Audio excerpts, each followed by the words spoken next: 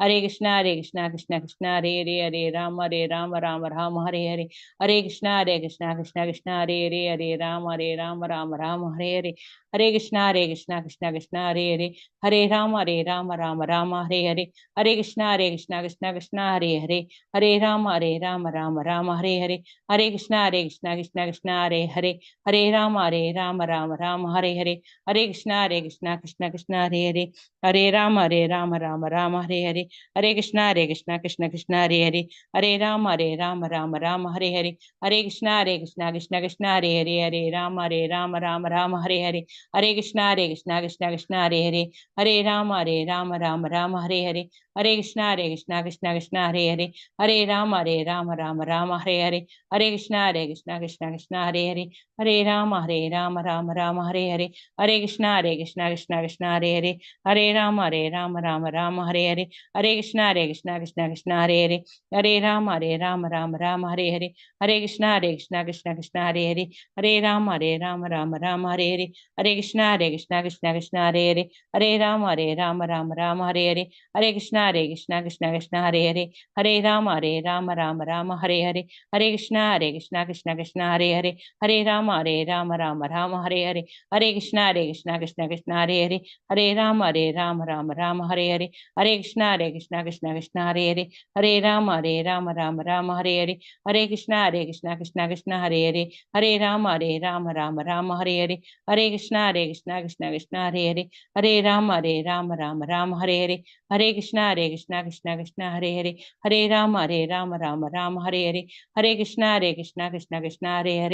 Hare Rama, Hare Hare, Hare Krishna, Krishna Hare Rama, Hare Hare, Hare Krishna, Krishna Hare Rama, Hare Hare, Hare Krishna, Krishna Hare Hare Rama, Rama Hare Hare. Hare Krishna. Hare Krishna Mataji. Hare Krishna Mataji. Hare Krishna Mataji. பேசுறது கிளியரா இருக்கா Mataji? Hare Krishna. Hare Krishna Mataji. Pranams Mataji. Pranams Mataji. Hare Krishna Mataji. Hare Krishna Mataji. கொஞ்சம் ஒரு நாள் இருக்குது, கொஞ்சம் நாள் wait பண்ணுவோமா? 3 மணி வரையிலும். ஹரே கிருஷ்ணா மாதாஜி. கொஞ்சம் சவுண்ட் கம்மியா இருக்குது மாதாஜி. அப்படியா? கேட்கலையா? அதான் இன்டர்நெட் கனெக்ஷன் கொஞ்சம் லைட்டா கேக்குது.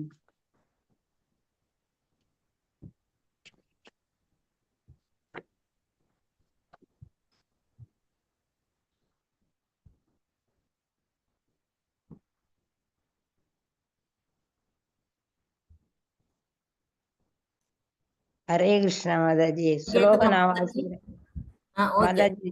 ஸ்லோக நான் வாசிக்கிறேன் வாசிங்க மாதாஜி. இப்ப சவுண்ட் கேக்குதா மாதாஜி? கேக்குது மாதாஜி. கொஞ்சம் மத்த நாளை விட இன்னைக்கு கொஞ்சம் கம்மி தான் மாதாஜி. அது கொஞ்சம் இன்டர்நெட் கொஞ்சம் அன்ஸ்டேபிளா இருக்குது. அப்படிங்களா? அந்த இன்னொரு டேபிள் டாப் இருக்கு, அதுல போனா அதுலயும் தாங்க அதே அளவுக்கு தான் இருக்கும். அதான் ஒரு பிரச்சனை. அதுல போனீங்கன்னா நீங்க பேசுறதே எனக்கு கேட்காது, அது வேற இருக்கு. அதான் மாதாஜி ஸ்லோல இருக்கு. இதுவாது கேக்குது, நீங்க பேசுறதெல்லாம் என் காதுல விழுது, அதுல கேட்கவே இருக்காது. அது மைக் அது மாதிரி. ஓஹோ. சொல்லுங்க மாதாஜி.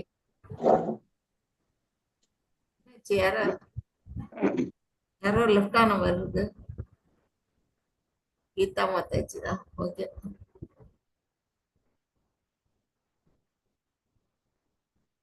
ஹரே கிருஷ்ணா.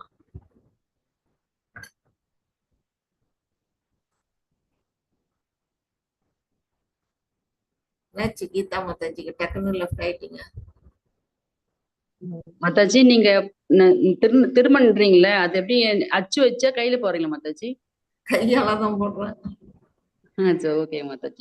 எந்த வந்து குறுகலா இருக்கும், அச்சு வச்சு போடுவோம் மாதாஜி. நானு ரொம்ப அகலமா இருக்கே, வாங்க வேற எங்க வாங்கலாம் கேட்கத்தான், அதுக்கு டவுட் கிளியர் பண்ண கேட்டேன்.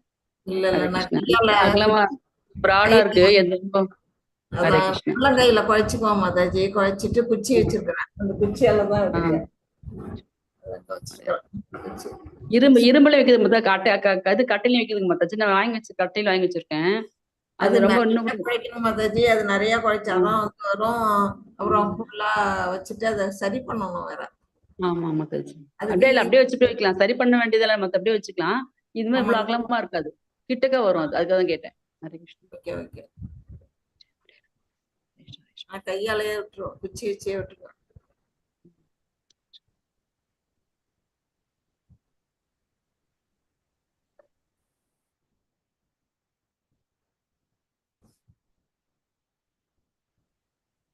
ஓட்டின்னு பார்த்தா இவங்க ரேவதி மாதாஜி ஒருத்தவங்க தான் இருக்காங்க. இன்னும் 2 3 பேர் காணும், வரல. 3 ஹரே மணிக்கு கிருஷ்ணா மாதாஜி. ஹரே கிருஷ்ணா மாதாஜி, ஜெயஸ்ரீ மாதாஜி, ஹரே கிருஷ்ணா. கிருஷ்ணா. உங்களோட இது ஐடியா வச்சே நான் அன்னைக்கு சாமியை பார்த்துருவேன். அன்னைக்கு நம்மளுடைய ராதா கோவிந்தரை உங்களோட ஐடியிலேயே பார்த்துருவேன் நான். அழகா இருக்காங்க.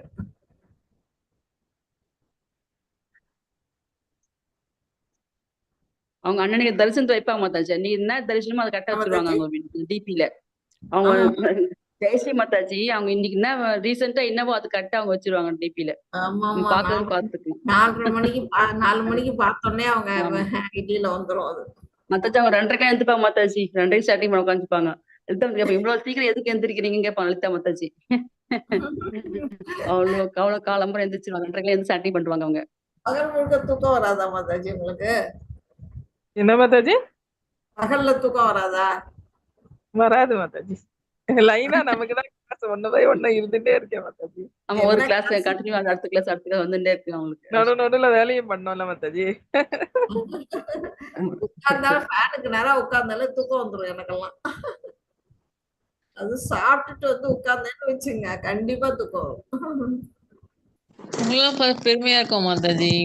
இந்த ஏஜ்ல நீங்க வந்து கிளாஸ் எடுத்து எல்லாருமே முக்காவாசி ரெஸ்ட் எடுக்கணும், அப்படி எல்லாம் ஓய்வு எடுக்கணும்னு நினைப்பாங்களா மாதாஜி? நீங்க வந்து கிளாஸ் எடுக்கிறீங்க எங்களுக்காக இந்த டைம்ல சூஸ் பண்ண மாதாஜி. இந்த டைம் தான் எனக்கு வந்து வேற கிளாஸ் கொஞ்சம் கம்மியா இருக்கிற டைம். மத்த நேரத்துல எல்லாம் வேற கிளாஸ் வந்து கிளாஷ் ஆகும். அதனால இந்த டயத்தை நான் சூஸ் பண்ணிட்டேன். நானே எழுந்து போயிடுவேன் மாதாஜி. அவங்க எல்லாமே இருக்காங்க, நம்ம எல்லாம் எழுந்துக்கணும் அப்படி. எவ்வளவு காலம் முடியுதோ அவ்வளவு காலம். ஆனா நைட்டு லேட்டா தூங்குவேன். அதனாலதான் வந்து எனக்கு காலையில சீக்கிரம் எழுந்துக்க முடியாது. நைட்டு எப்போதுமே லேட்டு தான். காலைல சீக்கிரம்னா நீங்க 4 மணியா மாதாஜி உங்களுக்கு எல்லாம்? கேட்காதீங்க, உங்களுக்கு எல்லாம் அது தப்பான வழியா போயிடும்.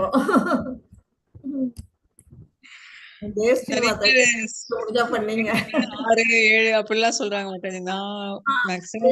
நான் காலையில 6 மணிக்கு அந்த ராதிகா மாதா கிளாஸ்க்கெல்லாம் வந்துருவேனே. அந்த கிளாஸுக்கு வந்துருவேன். ஆனா முன்னாடி எந்திரிச்சு கோயில்ல டெம்பிள் ஆரத்தி பாக்குறதுக்கு நானும் ட்ரை பண்ணுவேன். என்னால அது எழுந்திரிச்சிட்டேன்னா பகல்ல ரொம்ப தூக்கம் வருது அநியாயமா. அதனால அவாய்ட் பண்ணிக்குவேன். எல்லாத்தையும் யூடியூப்ல பாத்துக்குவேன்.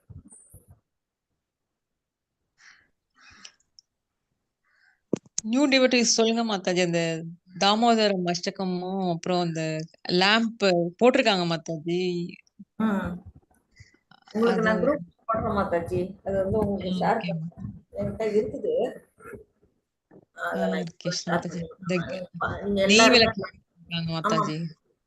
ஆமா, அது நீங்க பாத்துக்கிட்டீங்கன்னா ஈஸியா இருக்கும் உங்களுக்கு. ஒரு வாட்டி ஏத்துனாலே ரொம்ப பலன் உண்டு. நம்முடைய பாவங்கள்லாம் எங்க குரூப்ல போட்டிருந்தாங்க மாதாஜி. அந்த இது போட்டோவோட போட்டு பவிதா மாதாஜி அனுப்பிச்சிருந்தாங்க உங்களுக்கு. நம்ம பக்தி சாஸ்திரி குரூப்ல போட்டிருந்தேன்.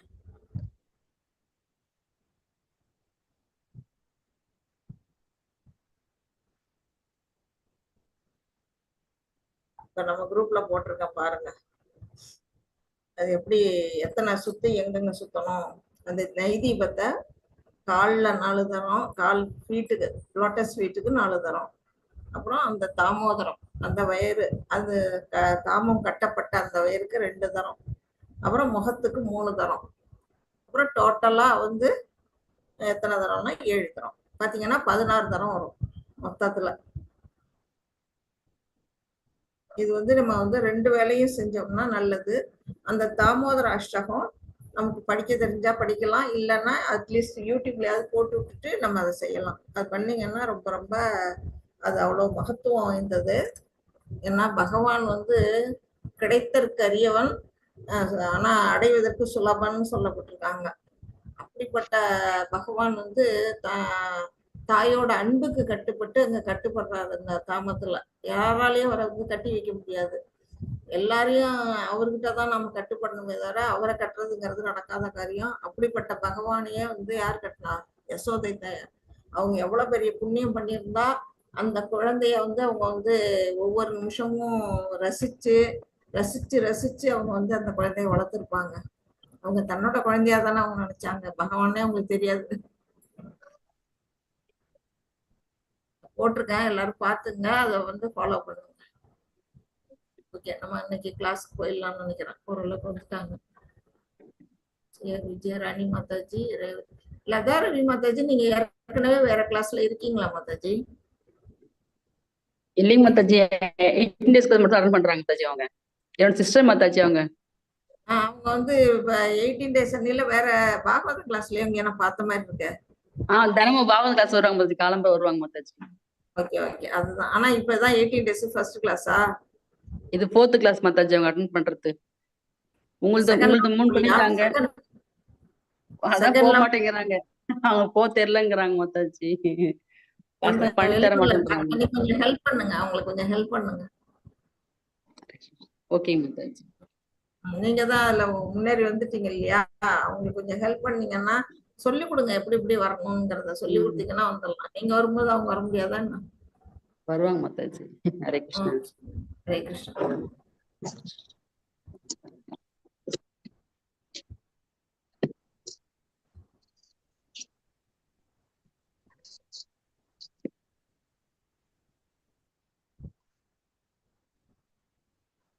எல்லாருக்கும் ஸ்கிரீன் தெரியுதுன்னு நினைக்கிறேன். ஹரே கிருஷ்ணா. இந்த 3 மணி செஷனுக்கு வந்திருக்கவங்க எல்லாரையும் நான் வந்து நம்மளுடைய இஸ்கான் மேங்களூர் சார்பாக அன்போட வரவேற்கிறேன்.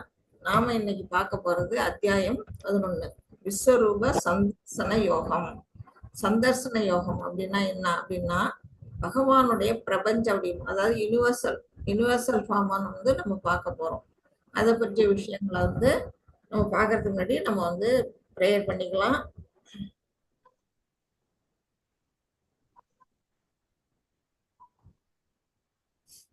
ஸ்ரீ ஸ்ரீ ராதா கோவிந்தா இஸ்கான் மங்களூருக்கு என்னோட வணக்கத்தை தெரிவிச்சுட்டு நம்ம செஷனுக்குள்ள போவோம்.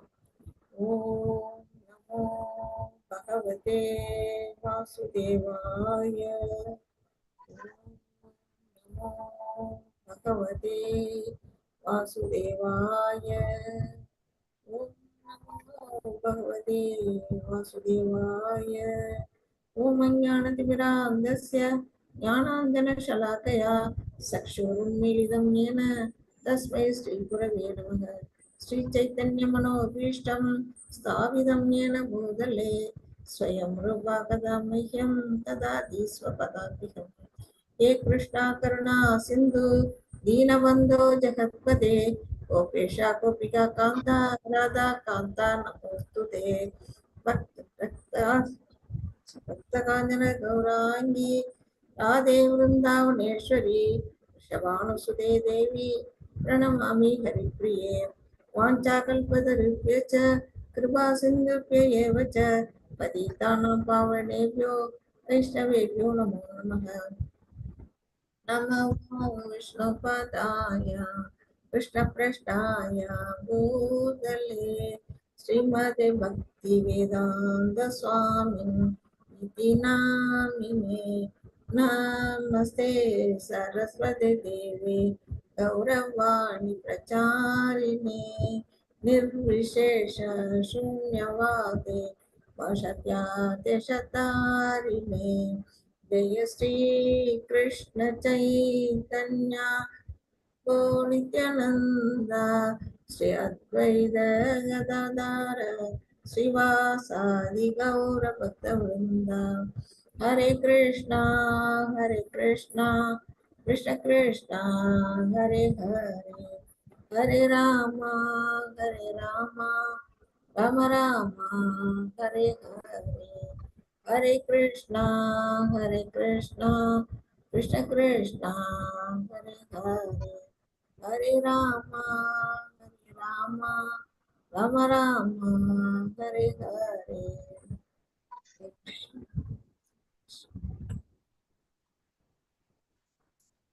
நேற்று வந்து நம்ம சாப்டர் 10ல வந்து என்ன பார்த்தோம்? பகவானுடைய வைபவங்கள், விபூதி யோகம் அப்படின்னு சொல்லப்படுற அந்த சாப்டர்ல பகவானுடைய வைபவங்கள் பத்தி பார்த்தோம்.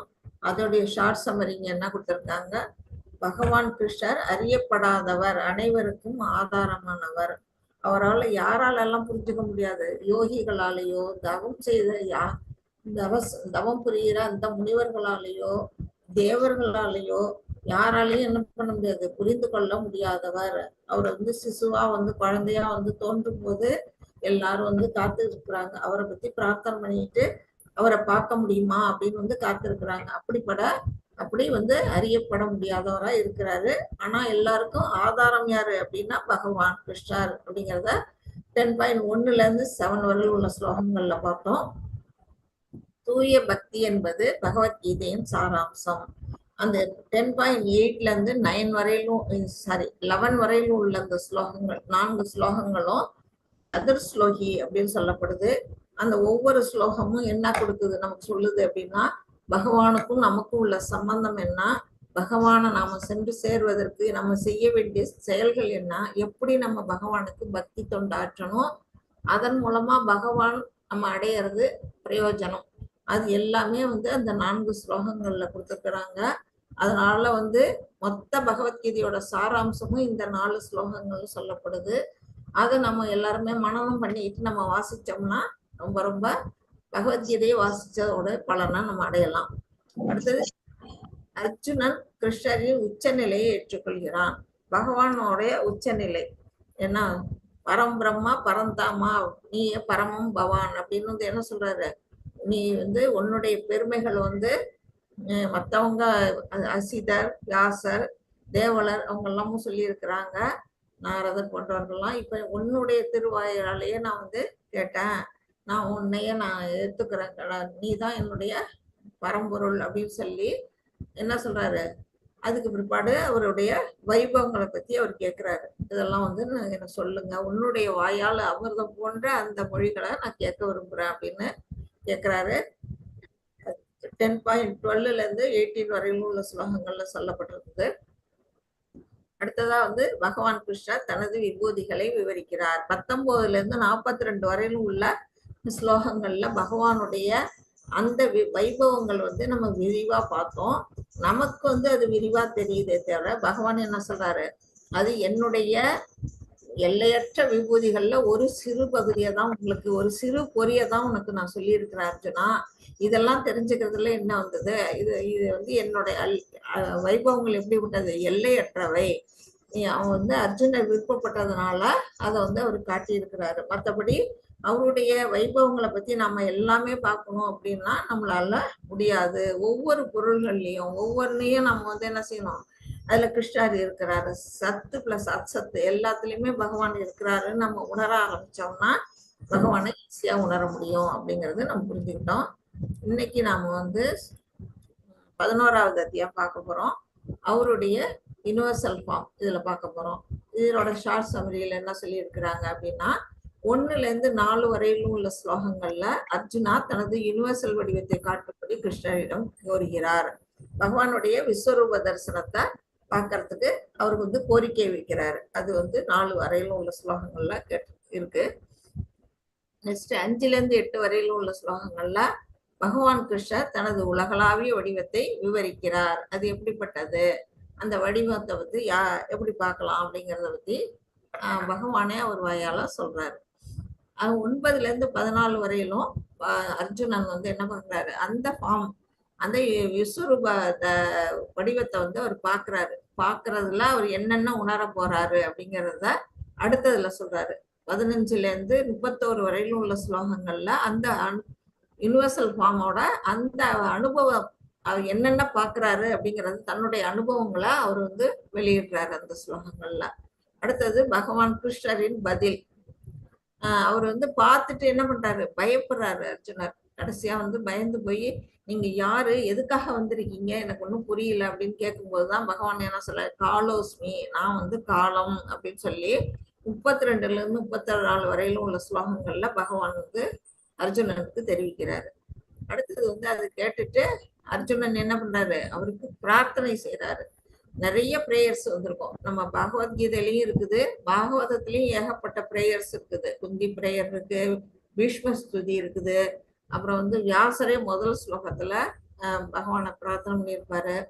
அப்புறம் நிறைய பின்னாடி போக போக துருவ மகாராஜாவோட பிரார்த்தனை, இப்படி வந்து அந்த பாகவதத்துல ஏகப்பட்ட பிரார்த்தனைகள் இருக்குது.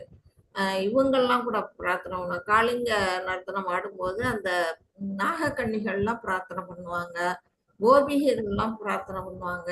அதெல்லாம் வந்து நம்ம பாகவதம் படிச்சோம்னா நிறைய பிரார்த்தனை வந்து நம்ம தெரிஞ்சுக்கலாம். அந்த ஸ்லோகங்கள் எல்லாம் படிச்சோம்னா நமக்கு என்ன பண்ணணும்னா பக்தி வளரும். அப்படி அது ஏன்னா பகவானுடைய புகழ் எல்லாமே glorification of supreme Lord.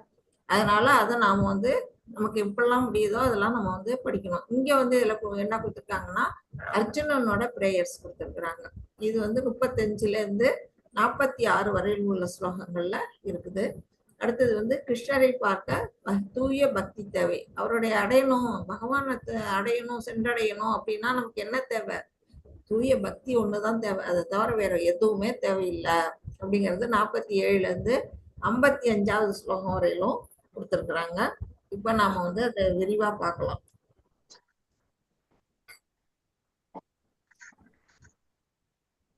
Mataji நீங்க ஃபர்ஸ்ட் எடுத்தோன்னு படிக்க உங்களால தெரியுமா ரத்தி மாதாஜி? மாதாஜி ஃபர்ஸ்ட் ஆரம்பிச்சு விட்டுருங்க மாதாஜி. ஃபர்ஸ்ட் நீங்க வாசித்துருங்க மாதாஜி. சரி, ஓகே. முதல்ல நீங்க வாசித்து.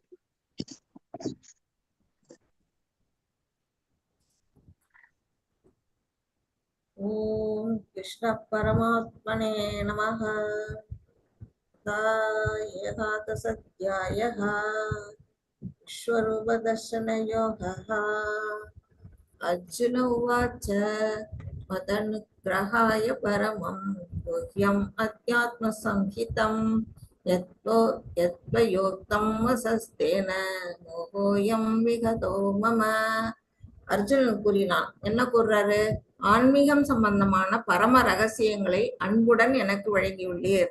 தங்களது இத்தகைய அறிவுரைகளை கேட்டதால் இப்போது எனது மயக்கம் தெளிந்து விட்டது.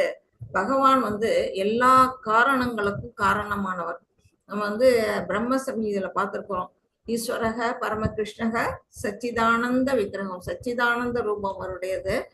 அனாதிராதி கோவிந்த, அனாதியானவர். அவர் வந்து அவருடைய தோற்றம் வந்து எப்போன்னு யாருக்கும் தெரியாது. அனாதி காலமா வந்து அவர் இருக்கிறாரு. கோவிந்தக சர்வ காரண காரணம் அப்படின்னு அதுல பாடல், முதல் பாடலே நமக்கு வரும். அப்படின்னா என்ன, எல்லா காரணங்களுக்கும் காரணம் அவர் தான். இந்த உலகம் வந்து தோற்றுவிக்கிறது. இந்த பகவான் வந்து ஒரு அவதாரம் கிடையாது, கிருஷ்ணர் வந்து ஒரு அவதாரம் கிடையாது, அவரு தான் எல்லா அவதாரங்களுக்கும் மூலம். ஏன்னா அவர்கிட்ட இருந்துதான் ஒவ்வொரு அவதாரங்களும் வெளிப்படுறாங்க. பலராமர் வராரு, மகாவிஷ்ணு வராங்க, கார்ணோகதை விஷ்ணு, கர்ப்போகதை விஷ்ணு, எல்லா விஷ்ணுகளும் வராங்க. அப்புறம் பிரம்மா வராரு, அப்புறம் பிரஜாபதிகள், மனுக்கள் எல்லாம் நேத்தி நம்ம பார்த்தோம். 25 மூல வந்து யார் யார் வராங்க, ஃபர்ஸ்ட் 25 முனிகள் அப்படின்னுட்டு. அதுக்கு பிறகு உயிர்வாழிகள்லாம் வருது. அப்ப வந்து யாரு மூலம், பகவான் தான் மூலம், எல்லாத்துக்கும் வந்து மூலமானவர். அந்த விஷயங்கள் எல்லாம் வந்து நான் இந்த மாதிரி 7, 8, 9, 10 வரையிலுமே நம்ம வந்து ஆன்மீக விஷயங்கள்லாம் வந்து பகவான் வந்து ரகசியமான விஷயங்கள் எல்லாம் அர்ஜுனனுக்கு சொல்லிட்டாரு. இப்போ அந்த மாதிரி அறிவுரைகள்லாம் கேட்டதுனால என்ன ஆச்சு, எனக்கு என்னுடைய மயக்கம் தெளிந்தது அப்படின்னு சொல்றாரு. இதுவரையிலும் அவருக்கு எப்படி இருந்தது, போர் பத்திய ஒரு மயக்கம் இருந்துகிட்டே தான் இருக்குது, இன்னமும் இருக்குது. ஆனாலும் ஓரளவுக்கு வந்து அவரு தெளிவடைஞ்சிட்டேன் அப்படின்னு ஒரு பகவான்கிட்ட சொல்றாரு. மாதாஜி 2 and 3 படிங்க. ஹரே கிருஷ்ணா. பவாப்யயோ நௌஹி பூதானாம் ருஷுதௌ விஸ்தரஷோ மயா உத்தத்ய கமல பத்ராட்சி மகாத்மயம் அபிஷாவ்யயம் ஏவம் ஏதத் யதாத்வம் ஆத்மானம் பரமேஸ்வர ரஷ்டும் இச்சாமி தே ரூபம் ஜஸ்வரம் புருஷோத்தம. ஹரே கிருஷ்ணா மாதாஜி. ஹரே கிருஷ்ணா. இதுல வந்து பகவான் எப்படி அழைக்கிறாரு, தாமரை கண்களை உடையவரே. இதுல வந்து கமல பத்ராட்ச அப்படின்னு ஒரு வரி வருது இல்லையா, அப்படின்னா என்ன, தாமரை போன்ற கண்களை உடையவரேன்னு பகவான அவர் கூப்பிடுறாரு. கூப்பிட்டு என்ன சொல்றாரு, உயிர்வாழியின் தோற்றம் மற்றும் மறைவினை பற்றி உம்மிடமிருந்து விவரமாக கேட்ட நான் தற்போது உமது அழிவற்ற பெருமைகளை உணர்ந்துள்ளேன். 7வது சாப்டர்லயே நமக்கு ஆரம்பிச்சிருது, பிரபஞ்சம் எப்படி தோற்றுவிக்கப்பட்டது, அதுல இருந்து எப்படி உயிர்வாழிகள்லாம் வெளியில வராங்க அப்படின்னு நம்ம பார்த்தோம். 8வது சாப்டர்ல பரமனை எப்படி சென்று அடையுது, அந்த உயிர்வாழிகள் எந்த நேரத்துல உயிர் விட்டு எப்படி போய் சேருது, தட்சிணாயன காலத்துல உயிர் விடுறாங்க எப்படி வராங்க, உத்தராயண காலத்துல உயிர் விடுறவங்க எப்படி எங்க போறாங்க அப்படிங்கறதெல்லாம் நம்ம பார்த்தோம். அதுதான் இதுல பகவான் அர்ஜுனன் சொல்றாரு, உயிர்வாழியின் தோற்றம் மற்றும் மறைவு இது எல்லாமே பகவான் வாயால அவர் கேட்டுட்டாரு. அதுல இருந்து அவருக்கு என்ன தெரியுது, பகவானுடைய அளவற்ற அந்த பெருமைகளை உணர்ந்துகிட்டேன். ஏன்னா இந்த மாதிரி நமக்கு சாதாரணமா நமக்கு என்ன தெரியும், உயிர்வாழிகள் எப்படி தோன்றுது அழியுதுங்கிறது நமக்கு தெரியாது. நமக்கு யாராவது ஒருத்தர் சொன்னாதான் நமக்கு தெரிய வரும். நமக்கு சொல்றவங்க எப்படிப்பட்டவங்களா இருக்கணும், ஆத்தன்டிக்கா இருக்கணும், அது அங்கீகரிக்கப்பட்ட ஒரு குரு மூலமா கேட்டாதான் நம்ம உண்மைன்னு எடுத்துக்கணும். சாதாரணமா போறவங்க வரவங்கள்ட்ட எல்லாம் கேட்டோம்னா அது சும்மா அவங்க எதை வேணா சொல்லிட்டு போவாங்க. ஆனா இங்க பகவான் வாயாலேயே அர்ஜுனர் கேட்கறதுனால அவருடைய பெருமைகள் எல்லாம் அவர் உணர்ந்து கொள்றேன் அப்படின்னு அவர் சொல்றாரு. நெக்ஸ்ட் அவர் என்ன சொல்றாரு, உத்தம புருஷரே உன்னத உருவே, பகவானை எப்படி எல்லாம் அவர் குளோரிஃபை பண்றாருன்னு பாருங்க.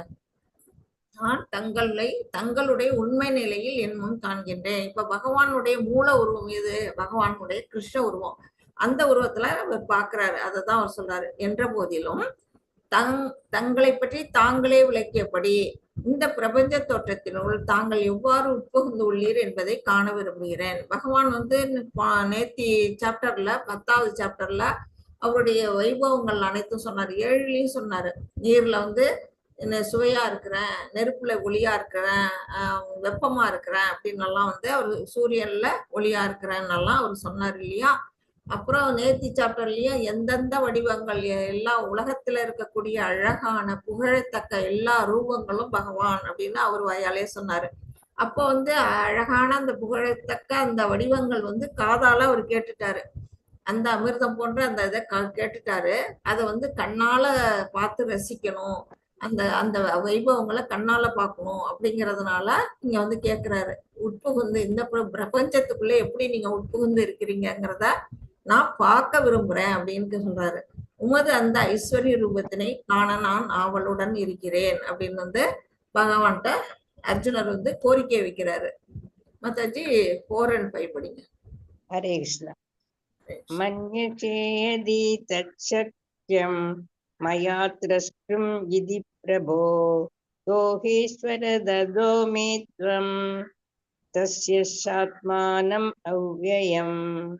ஸ்ரீ பகவான் பபாஷ பஷ்ய மே பார்த்த ரூபானி சதாவோத நானாவிதானி திவ்யானி நானாவர்ணாக்ருதி நிஷ. ஹரே கிருஷ்ணா. ஹரே கிருஷ்ணா. இதுல அர்ஜுனர் எதுக்காக விஸ்வரூபத்தை பார்க்கணும், அவர் அவருடைய பக்தன், அவருடைய இந்த கிருஷ்ண ரூபத்திலேயே அவர் முழு திருப்தி அடைகிறாரு.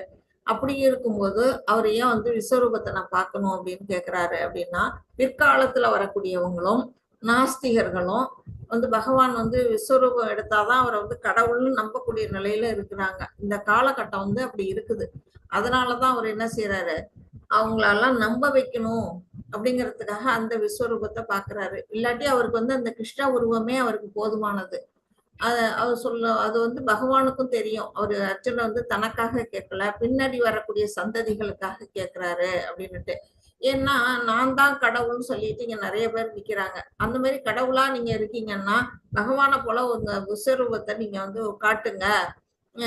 பகவான் கோவர்த்தனகிரியை தூக்குன மாதிரி உங்களால செயல்பட முடியுமா அப்படின்னு நம்ம அவங்கள்ட்ட கேள்வி கேட்க முடியும். 5000 வருஷங்களுக்கு முன்னாடியே பகவான் அவர் இப்படி அளப்பரிய செயல்கள்லாம் அவர் அர்ஜுனனுக்கு காட்டியிருக்கிறாரு, செஞ்சிருக்கிறாரு. விஸ்வரூபத்தை அவர் காட்டியிருக்கிறாரு.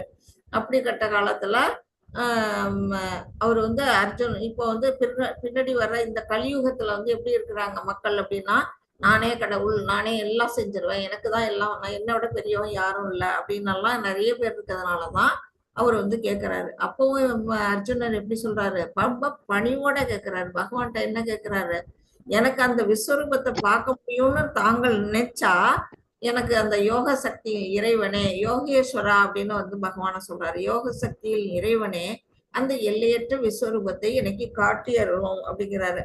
பகவானுடைய கருணையை வந்து யாசிக்கிறாரு இந்த இடத்துல. அவரு அகம்பாவம்லாம் இல்ல, தன் முயற்சியால அவரை பார்த்துடலாம் அப்படின்னு அந்த ஆணவம்லாம் இல்லாம கருணை கேட்கிறாரு.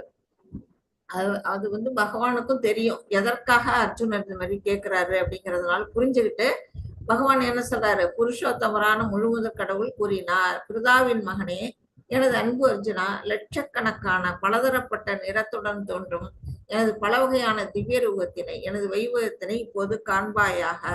அவருடைய திவ்ய ரூபம் எப்படி இருக்குன்னா, லட்சக்கணக்கான பல நிறங்கள், அதாவது ரூபங்கள். அந்த ரூபங்கள் வந்து அளப்பரிய உருவங்கள் இருக்கிறதுனால நம்மளால முழுசும் பார்க்க முடியுமான்னு கூட தெரியல.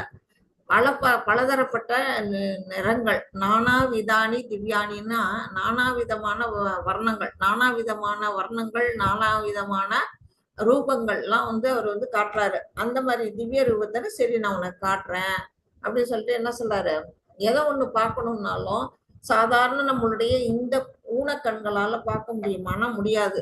அதுக்கு தேவையான ஒரு கண்கள், நமக்கு திவ்ய ஞான கண்கள் தேவை. அதுதான் வந்து பகவான் என்ன சொல்றாரு, நீங்க பாத்தீங்கன்னா இந்த பிக்சர்ல ஒரு கண்ணாடி இருக்குது. இப்ப கூட தியேட்டர்கள்லாம் போனீங்கன்னா படம் பார்க்கறதுக்கு சில படங்களுக்கு 3D கண்ணாடி கொடுப்பாங்க. அதை போட்டுக்கிட்டு பாருங்க அப்படின்னு சொல்லிட்டு உங்களுக்கு போகும்போது வாங்கிக்கணும், திரும்பி வரும்போது அவங்கள்ட்ட கொடுத்துட்டு வரணும். அந்த மாதிரி கண்ணாடி எல்லாம் கொடுத்து படம் பார்க்குறோம். அப்ப அந்த படம் வந்து எப்படின்னா தியேட்டர் எங்கேயோ இருக்கும் திரை, ஆனா அது வந்து நம்மளுடைய பிக்சர் எங்க வரும், நம்ம கண்ணுக்கு கிட்டக்க வரும். அந்த மாதிரி பகவானுடைய அந்த விஸ்வரூபத்தை பார்க்கணும்னா இந்த சாதாரண கண்களால பார்க்க முடியாது அப்படின்னுட்டு பகவான் என்ன செய்யறாரு, அவருக்கு வந்து திவ்ய கண்களை அவருக்கு அருள் புரிகிறாரு. அதே மாதிரி அரண்மனையில இருக்கக்கூடிய அந்த சஞ்சயனுக்கும் யார் அந்த திவ்ய கண்களை கொடுத்திருக்கிறா அப்படின்னா, அங்க வந்து வியாச பகவான் அவருக்கு அந்த திவ்ய கண்களை கொடுத்தாரு. இந்த போர்க்களத்திலேயே எல்லாரும் இருக்கிறாங்க, எத்தனையோ பேர் இருக்காங்க. பாஞ்ச பாண்டவர்கள்ல அர்ஜுனனை தவிர மிச்சம் பேர் இருக்காங்க. எதிரி படையில வந்து பீஷ்மர், துரோணர், கிருபர், கர்ணன், சஞ்சயன், சல்லியன், ஏகப்பட்ட வில்லாளிகள்லாம் வேற வீரர்கள்லாம் இருக்கிறாங்க. பல கோடிக்கணக்கான வீரர்கள் இருக்காங்க. ஆனா யாராலையும் இந்த விஸ்வரூபத்தை பார்க்க முடியல. யார் ஒருத்தவங்களுக்கு, பகவான் வந்து அர்ஜுனனுக்கு மட்டுமே பார்க்கக்கூடிய அந்த திவ்ய திருஷ்டிய கொடுக்கிறாரு. அதன் மூலமா அவர் வந்து பார்க்க போறாரு. நாமளும் அவரோட சேர்ந்து இதை பார்ப்போம். மாதாஜி 6-9 படிக்க. ஹரே கிருஷ்ணா. பஷ்யாதியான் பசூன் ருத்ரான் அஸ்வினௌ மருஸ்ததா பஹூன்யத்ருஷ்ட பூர்வாணி பஷ்யாஷர்யாணி பாரத. சஞ்சய உபாச. ஏவம் முக்த்வா ததோ ராஜன் மகாயோகீஸ்வரோ ஹரி தசாம் யாஷ பார்த்தாய பரமம் ரூபம் சஸ்வரம். ஹரே கிருஷ்ணா. ஹரே கிருஷ்ணா. இந்த விஸ்வரூபம் எப்படிப்பட்ட தன்மை உடையது அப்படிங்கிறத நம்ம ஃபர்ஸ்ட் தெரிஞ்சுக்கணும். இப்ப இந்த ஜட உலகம் இங்க படைச்சிருக்கிறாங்க.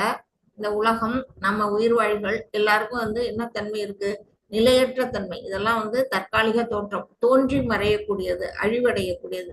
பிறப்புன்னு ஒண்ணு இருந்தாலே இறப்புன்னு ஒண்ணு இருக்கும் இல்லையா. அந்த ஜட தோற்றம் எப்படி தோன்றி மறையுதோ அதை போலதான் அந்த விஸ்வரூபமும் அந்த ஒரு கண நேரத்துக்கு தான் வந்து தோன்றி மறையுது. அவர் வந்து அந்த பகவான் வந்து இங்க அர்ஜுனனுக்கு காட்டின அந்த விஸ்வரூபம் வந்து வேற எங்கேயும் காட்டப்படலன்னு சொல்றது படுது. விஸ்வரூபம் நிறைய காட்டியிருக்கிறாரு, ஆனா இந்த மாதிரி முழுமையான விஸ்வரூபத்தை வந்து எங்கேயுமே அவர் காட்டல. எங்க ஒரு தரம் வந்து யசோதை தாயாருக்கு காட்டியிருக்கிறாரு. அவங்களுடைய எப்ப காட்டினாரு அப்படின்னா, குழந்தை கிருஷ்ணன் வந்து மண்ணுல விளையாடிட்டு இருக்கிறாரு, மண் எடுத்து சாப்பிடுறாரு. அப்ப வந்து பலராமர் பார்த்துட்டு போய் தாயார்கிட்ட கோல் மூட்டிடுறாரு. நம்மெல்லாம் அதை தானே பண்ணுவோம். போய் வந்து கண்ணை வந்து மண்ணு தின்றான் அப்படின்னு போய் சொல்லிடுறாரு. சொன்னோன்னா யசோதை தாயார் அங்கேருந்து வராங்க, குச்சி எடுத்துட்டு வராங்க. வந்து கண்ணா என்ன மண்ணை தின்னியா, வாயை காட்டு, வாயை தர அப்படின்னு சொன்னோன்னா ஒரு வாயை ஆண் வந்து காட்டுறாரு. காட்டினா அந்த அண்ட சராசரமும் அவருடைய வாய்க்குள்ள தெரியுது. அதுல யசோதை தாயும் கண்ணன் மிரட்டுற அந்த கோலமும் கூட சேர்ந்து தெரியுது. அதை பார்த்தோன்னே யசோதை என்ன செய்யறாங்க, மயக்கம் அடிச்சு கீழே விழுந்துடுறாங்க. அப்புறமேல அடடா நம்ம வந்து உலகத்தை அவங்களுக்கு தாய்க்கு காட்டிட்டோமே அப்படின்னு என்ன செய்யறாங்க, உடனே மாயை வச்சு அவங்களுக்கு வந்து மறதியை உண்டாக்குறாங்க. திரும்பி யசோதை எந்திரிச்சு பழையபடி மறந்துட்டு குழந்தைய வந்து தன்னோட குழந்தையா நினைச்சுக்கிறாங்க. அப்பவும் வந்து என்ன இந்த அளவுக்கு முழுமையா அவங்க காட்டல. அதே போல அடுத்ததா வந்து பஞ்சபாண்டவர்களுக்காக வந்து இது தூது போறாரு, கௌரவ சபைக்கு தூது போறாரு. அங்க வராரு, கிருஷ்ணர் வராருன்னு தெரிஞ்ச உடனேயே வந்து துரியோதனை வந்து சூழ்ச்சி சகுனி மூலமா திட்டம் போட்டு என்ன பண்றான், அவருடைய ஆசனத்துக்கு கீழே பெரிய குழியை பறிச்சு வச்சிருக்கிறான். அவர் உட்கார்ந்தாருன்னா அந்த குழியில் விழுந்து சிறைப்பட்டிடலாம், அவரை சிறைப்பிடிச்சிடலாம் அப்படின்னு நினைச்சு அவன் வந்து பண்றான். பகவானியா வந்து அவனால வந்து சிறைப்பிடிக்க முடியும், அந்த அளவுக்கு வந்து மூடனா இருந்திருக்கிறான். அவர் பகவானுக்கு அதெல்லாம் தெரியாதா என்ன? அவர் ரொம்ப சர்வசாதாரணமா என்ன பண்றாரு, அவர் வந்து இவனுடைய விருந்தோம்பலை ஏத்துக்காம விதுரர் வீட்டுக்கு போனதே அவனுக்கு பிடிக்கல. அந்த மாதிரி இருக்கிறதுனால அவன் வந்து இன்னும் வந்து அந்த கோபத்தை வந்து காட்டுறதுக்காக அந்த வேலையெல்லாம் செய்யறான். அப்போ வந்து பகவான் என்ன செய்யறாரு, அந்த ஆசனத்துல அமரும் போது ஆசனம் உடைஞ்சு கீழே போகுது. ஆனா அவருடைய உருவம் என்ன பண்ணுது, வளர்ந்துகிட்டே போகுது. எங்க இருந்து கீழே மேல் வரையிலும் அவருடைய உருவம் வந்து வளர்ந்து போய் அப்போ ஒரு தடவை வந்து அந்த சபையில வந்து தன்னுடைய விஸ்வரூபத்தை பகவான் வந்து காட்டியிருக்கிறாரு. இத மாதிரி சின்ன சின்ன சில இடங்கள்ல வந்து விஸ்வரூபம் காட்டப்பட்டதுன்னு நம்மளுடைய இது மகாபாரத கதை மூலமா நமக்கு தெரிய வருது. இருந்தாலுமே இங்க அர்ஜுனன் பார்த்த போல முழுமையான அந்த விஸ்வரூபம் வந்து வேற யாருமே பார்த்தது இல்லை அப்படின்னு தான் சொல்லப்படுது. இப்ப சஞ்சயனே உட்கார்ந்துகிட்டு அங்க அரண்மனையில இருந்துட்டு பாக்குறாருனாலும் அவருக்கு வந்து முழுமையா வந்து தெரியாதான். அவருக்கு வந்து ஒரு டிவியில எந்த அளவுக்கு படம் தெரியுமோ அந்த அளவுக்கு தான் அவருக்கு வந்து தெரியுது. ஆனா முழுமையா பார்த்தது யாருன்னா அர்ஜுனன் ஒருத்தர் தான் முழுமையா பார்த்திருக்கிறாரு. அப்படிப்பட்ட அந்த விஸ்வரூபத்துல அவர் என்னென்ன பாக்குறாரு வந்து அதை வந்து பகவான் இங்க சொல்றாரு. பாரதர்களில் சிறந்தவனே, ஆதித்யர்கள், பசுக்கள், ருத்திரர்கள், அஸ்வினி குமாரர்கள் மற்றும் இதர தேவர்கள் அனைவரையும் இங்கே பார். யாரெல்லாம் இருக்கிறாங்க என்னோட விஸ்வரூபத்துல, யாரெல்லாம் இருக்கிறாங்க? 12 ஆதித்யர்கள் இருக்காங்க, 8 வசுக்கள் இருக்காங்க, 11 ருத்திரர்கள் இருக்கிறாங்க, அஸ்வினி குமாரர்கள் இருக்கிறாங்க, மற்ற 30 கோடி தேவர்கள் சொல்லுவோம். அப்படிப்பட்ட அந்த தேவர்கள்லாம் வந்து இங்க இருக்கிறாங்க பாரு, என்னுடைய உருவத்துல அவங்க எல்லாம் இருக்கிறாங்க. இதற்கு முன்பு யாரும் கண்டிராத கேட்டிராத பல ஆச்சரியமான விஷயங்களை பார். இந்த முழுமையான விஸ்வரூபத்தை அர்ஜுனன் ஒருத்தர் தான் பார்த்தாருங்கிறதுக்கு இதுதான் சாட்சி. யாரும் இதுவரை கண்டிராத கேட்டிராத ஆச்சரியமான விஷயங்களை பார் அப்படின்னு காட்டுறாரு. அதை பார்த்துட்டு சஞ்சயன் பாக்குறாரு. இல்ல அவர் என்ன செய்யறாரு, மன்னா இவ்வாறு கூறிய பின்னர் எல்லா யோக சக்திகளுக்கும் இறைவனாக விளங்கும் முழுமுதற் கடவுள் தனது விஸ்வரூபத்தை அர்ஜுனனுக்கு காட்டினார் அப்படின்னு இங்க அரண்மனையில உட்காந்துட்டு இங்க சஞ்சயன் சொல்றாரு. திருதராஷ்டிரனுக்கு பார்வை இல்லை இல்லையா, அதனால இவர் என்ன சொல்ல வருதோ அதுதான் அவரால் கேட்க முடியும். சஞ்சயனுக்கும் முழுமையா ஒன்றும் தெரியல. அப்படியே தெரிஞ்சாலும் அதை வந்து அவருக்கு ஒரு குருடனா இருக்கக்கூடிய அந்த திருதராஷ்டிரனுக்கு விளக்குறதுங்கிறது ரொம்ப கடினமா இருக்கு. அதனால அவர் எப்படி சொல்றாரு, தன்னுடைய மனசுல ஒரு ஓவியம் போல வரைஞ்சு அந்த ஓவியத்தை எப்படி எடுத்து சொல்ல முடியுமோ அது மாதிரி வந்து அங்க நடக்கிற அந்த விஷயங்களையும் அந்த விஸ்வரூப தரிசனத்தையும் வந்து அவருக்கு வந்து திருதராஷ்டிரனுக்கு விளக்கம் முற்படுறாரு. 10-11 படிங்க. ஹரே கிருஷ்ணா. அநேக வக்ர நயனம் அநேகாத்புத தர்ஷனம் அநேக திவ்யாபரணம் திவ்யானு கோத்யாயுதம் திவ்யமால்யாம்பிரதரம் திவ்யகந்தானுலேபனம் சர்வஸ்வர்யமயம் தேவம் அனந்தம் விஸ்வதோமுகம். ஹரே கிருஷ்ணா. மதது ஹரே கிருஷ்ணா. அந்த விஸ்வரூபத்தில் அநேக கண்களையும் அநேக வாய்களையும் அநேக அற்புதமான தரிசனங்களையும் அர்ஜுனன் கண்டான். அநேக தலைகள் இருந்தா அநேக வாய்களும் கண்களும் இருக்கதான செய்யும். நம்மளுடைய ஒரு தலைக்கு நமக்கு வந்து என்ன பண்ணுது, 2 கண்கள் இருக்கு. அது போல ஏகப்பட்ட தலைகள் இருக்கு. எத்தனை பேர் தேவர்கள்லாம் அவருடைய உடல்ல இருக்காங்க. அத்தனை கோடி 30 முக்கோடி தேவர்கள்ங்கிறோம். பிரம்மா, சிவன், விஷ்ணு அப்படின்ட்டு எல்லாருடைய உருவங்களும் அங்க காணப்படுது. அவங்களுடைய ஒவ்வொரு முகத்திலையும் எப்படி இருக்கும், ஒவ்வொரு வாயு, 2 கண்ணு, அதுக்கு தந்த இது இதெல்லாம் வந்து அணிகலன் ஆடைகள்லாம் இருக்கும் இல்லையா, அதை தான் வந்து அர்ஜுனர் வந்து இங்க பாக்குறாரு. பற்பல தெய்வீகமான ஆபரணங்களால் அலங்கரிக்கப்பட்டிருந்த அந்த ரூபம் திவ்யமான ஆயுதங்கள் பலவற்றை தாங்கி இருந்தது. பகவான் இல்லையா, அதனால வந்து என்ன, அவங்க அணிஞ்சிருக்க ஆபரணங்களும் அவருடைய ஆயுதங்களும் திவ்யமானதெல்லாம் வந்து இவர் பாக்குறாரு. தெய்வீகமான மாலைகளையும் ஆடைகளையும் அணிந்திருந்த அவரது உடலில் பல்வேறு திவ்யமான வாசனை பொருட்கள் பூசப்பட்டிருந்தது. பகவான் வந்து எப்போதும் என்ன செய்வாரு, சந்தனம் எல்லாம் எப்போதும் உடல்ல பூசிக்கக்கூடியவர். அப்புறம் அழகிய மாலைகள், கலர் கலரா மாலை, வனமாலை இன்னும் நம்ம சொல்லுவோம். வனத்துல கிடைக்கக்கூடிய பல வண்ண மலர்களை அவர் வந்து சூடி அழகு பெறுறவர் பகவான் கிருஷ்ணர், நமக்கு தெரியும். அதனால என்ன பண்ண, கலர் கலரா பயங்கரமான அழகிய கலர்கள்ல எல்லாம் வந்து மாலைகள், அப்புறம் ஆடைகள். அவர் வந்து பட்டு பீதாம்பரம் தான் எப்போதும் உடுத்துவாரு, நமக்கு தெரியும், மஞ்சள் பட்டு. அதனில வெவ்வேறு உருவங்களுக்கும் வெவ்வேறு விதமான வண்ணங்கள்ல அந்த ஆடைகள். அந்த மாதிரி இருக்கும்போது அவருடைய உடம்புல இருக்க அந்த வாசனை, அந்த மலர்கள்ல இருந்து வர்ற வாசனை எல்லாம் வந்து அர்ஜுனனுடைய நாசியில வந்து புகுது. அதையும் அவர் வந்து சொல்றாரு. அவை அத்தனையும் அற்புதமாக பிரகாசமாக எல்லையற்றதாக எங்கும் பரவி காணப்பட்டது. அவருடைய ரூபம் எப்படி இருக்கும்னா எல்லையற்றதா இருக்குது, ஒரு குறிப்பிட்ட எல்லைன்னு சொல்ல முடியாது. இப்ப வந்து வாமன அவதாரம் வந்து பகவான் வந்து எடுத்தாரு. அப்ப வந்து ஓரடியில வந்து பூலோகத்தையும் ஓரடியில வானத்தையும் இன்னொரு அடியை வந்து மகாபலி தலையிலையும் வச்சாருன்னு நம்ம படிச்சிருக்கிறோம். அதே மாதிரி அப்ப வந்து உருவத்தை எப்படி பெருசாக்குனாரு, அப்ப வந்து ஒரே ஒரு உருவம், வாமனருங்கிற அந்த ஒரு உருவத்துல இருந்தாரு. ஆனா இங்க வந்து பலர் உருவங்கள் வந்து இவருடைய உடல்ல இருக்குது. எல்லா தேவர்களும் இவருடைய உடல்ல இருக்கும்போது அகண்டு பறந்து விரிஞ்சு உயரமா மேலும் கீழுமா வந்து பூமிய வந்து இவர் பார்க்கக்கூடிய எல்லா இடங்கள்லயும் நிறைஞ்சு காணப்படுறாரு அப்படிங்கிறது. அது பிரகாசம், ஒளி மிகுந்த வண்ணத்துல அங்க வந்து அவரு எல்லையற்ற அந்த ரூபத்தை வந்து அர்ஜுனர் பாக்குறாரு. 12-13 படிக்கும். ஹரே கிருஷ்ணா.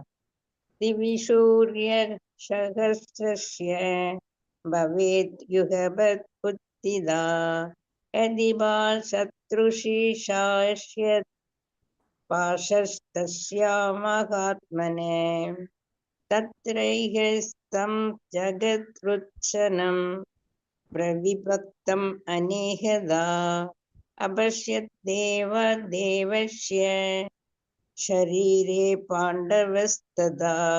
ஹரே கிருஷ்ணா. ஹரே கிருஷ்ணா. அர்ஜுனன் வந்து பகவானுடைய பக்தன், நண்பன், ரொம்ப அறிவாளி, வில்ல இதுல வீரன் எல்லாம் இருக்கும். ஆனாலுமே பகவானை வந்து அவர் வந்து புரிஞ்சுக்கல. அதனாலதான் அவருடைய அந்த தோற்றத்தை பார்த்தோம்னா அவருடைய நிலைகள்லாம் மாறும். இவ்வளவு பெரிய நம்முடைய தோழனா இருக்கக்கூடிய கிருஷ்ணருக்கு இப்படிப்பட்ட ஒரு தோற்றம் இருக்கு அப்படிங்கிறத அவர் முதல்ல பார்த்தோம்னா அவருக்கு வந்து என்னென்ன உணர்வுகள்லாம் வருது அப்படிங்கிறத நம்ம பின்னாடி பார்க்க போறோம். என்னென்னா ஃபர்ஸ்ட் என்ன பாக்குறாரு, முதல்ல பாக்குறத பார்த்துருவோம். ஆகாயத்தில் பல்லாயிரக்கணக்கான சூரியன்கள் ஒரே சமயத்தில் உதயமானால் அந்த பரம புருஷருடைய விஸ்வரூப ஜோதிக்கு ஒருவேளை சமமாகலாம். இப்ப வந்து நம்மளுடைய ஒரு சூரியனை இந்த உலகத்தையே பிரகாசப்படுத்துது. நீங்க வந்து அமெரிக்காவுக்கு போனாலும் இந்த ஒரு சூரியன் தான், ஆஸ்திரேலியாவுக்கு போனாலும் இந்த ஒரு சூரியன் தான், இந்தியாவுக்குள்ள இருந்தாலும் இந்த ஒரு சூரியன். ஆக மொத்தம் இந்த பூமிக்கு முழுமைக்கும் ஒரே ஒரு சூரியன் வந்து ஒளி கொடுக்குதுன்னு நமக்கு எல்லாருக்கும் தெரியும். அப்படிங்கும்போது ஒரு சூரியனே உலகத்துக்கே பிரகாசம் கொடுக்கும் போது பல்லாயிரக்கணக்கான சூரியன்கள் வந்தா எப்படி இருக்கும்னு பாருங்க. நம்மளுடைய கண்கள் எந்த அளவுக்கு பூச செய்யும். அந்த கண்களை நம்ம வந்து இந்த வெளிச்சம் வந்து நம்ம கண்களால தாங்க கூட முடியாது. அப்படிப்பட்ட ஒரு பிரகாசமான அந்த ஜோதிக்கு வந்து அந்த விஸ்வரூபம் வந்து ஒருவேளை சமமா இருக்கலாம் அப்படின்னு வந்து அர்ஜுனன் வந்து யோசிக்கிறாரு. அதே சமயத்தில் அச்சமயத்தில் இறைவனுடைய விஸ்வரூபத்தில் பற்பல ஆயிரங்களாக பிரிந்திருந்த அகிலத்தின் பல்வேறு விஸ்தாரங்களை எல்லாம் ஒரே இடத்தில் அர்ஜுனனால் காண முடிந்தது. அர்ஜுனன் எங்க இருக்கிறாரு, தேர் தட்டுல உட்கார்ந்து இருக்கிறாரு. பகவான் அவர் எதிர்க்க நிக்கிறாரு. ஆனா அவருடைய விஸ்வரூபம் வந்து மண்ணுக்கு விண்ணுக்கமா வந்து எழுந்து நிக்குது, தெரியுது.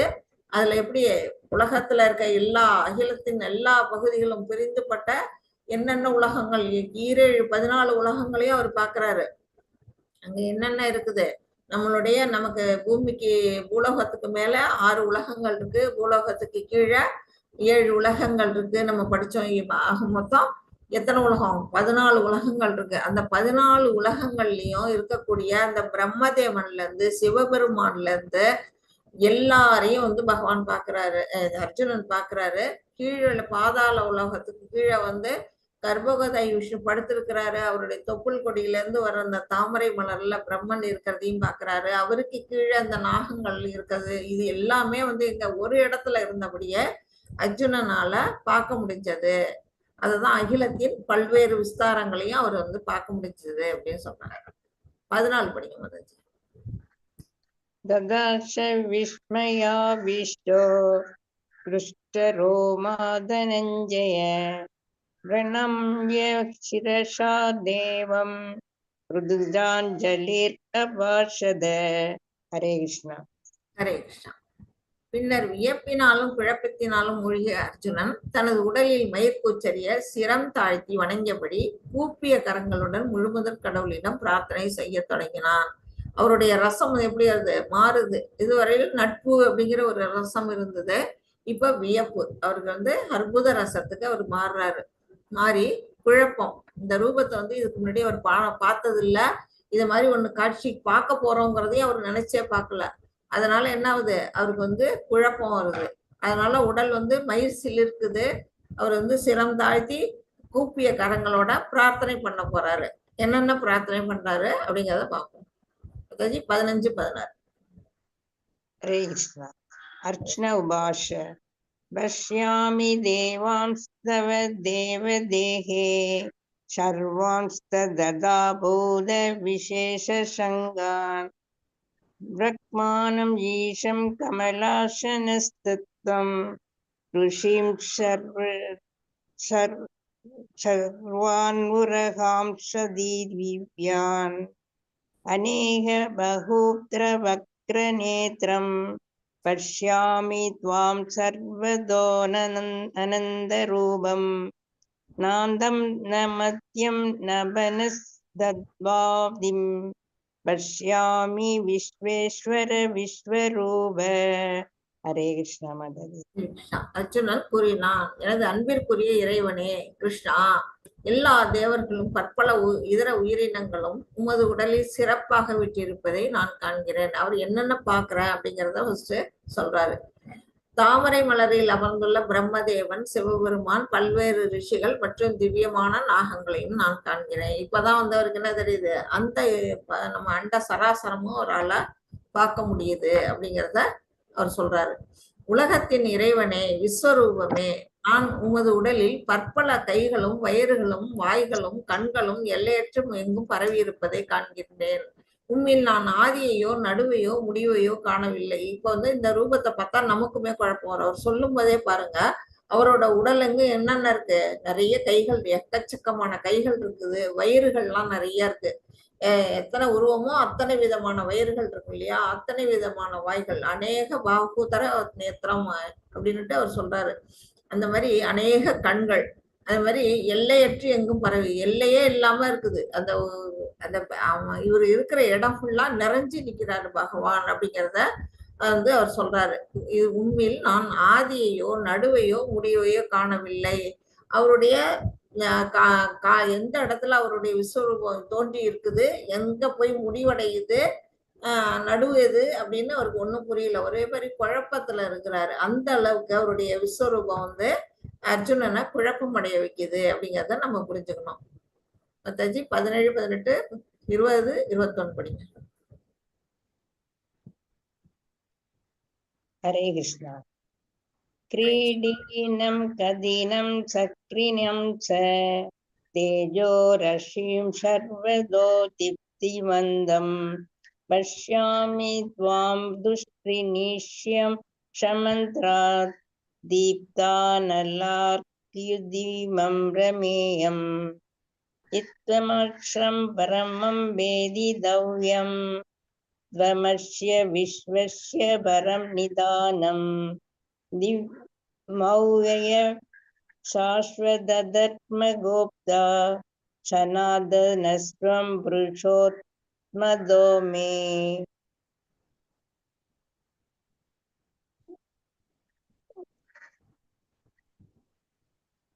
யாவா பிருதிவ்யோரிதமந்திரம் ஹி व्याप्तं भयैकेन दिशश्च दृष्ट्वाद्भुतं रूपमुग्रं त्वेदं लोकत्रयं प्रव्यदिदं महात्मन् अमीहि त्वां शूरशङ्गा विशन्ति केचित्पीता प्राञ्जलयो गृह्णान्ति स्वस्तीत्युक्त्वा मगर्चित्तशङ्गा स्तुवन्ति त्वां तुदिभि पुष्कलाभि. हरे कृष्ण माताजी. ஹரே கிருஷ்ணா.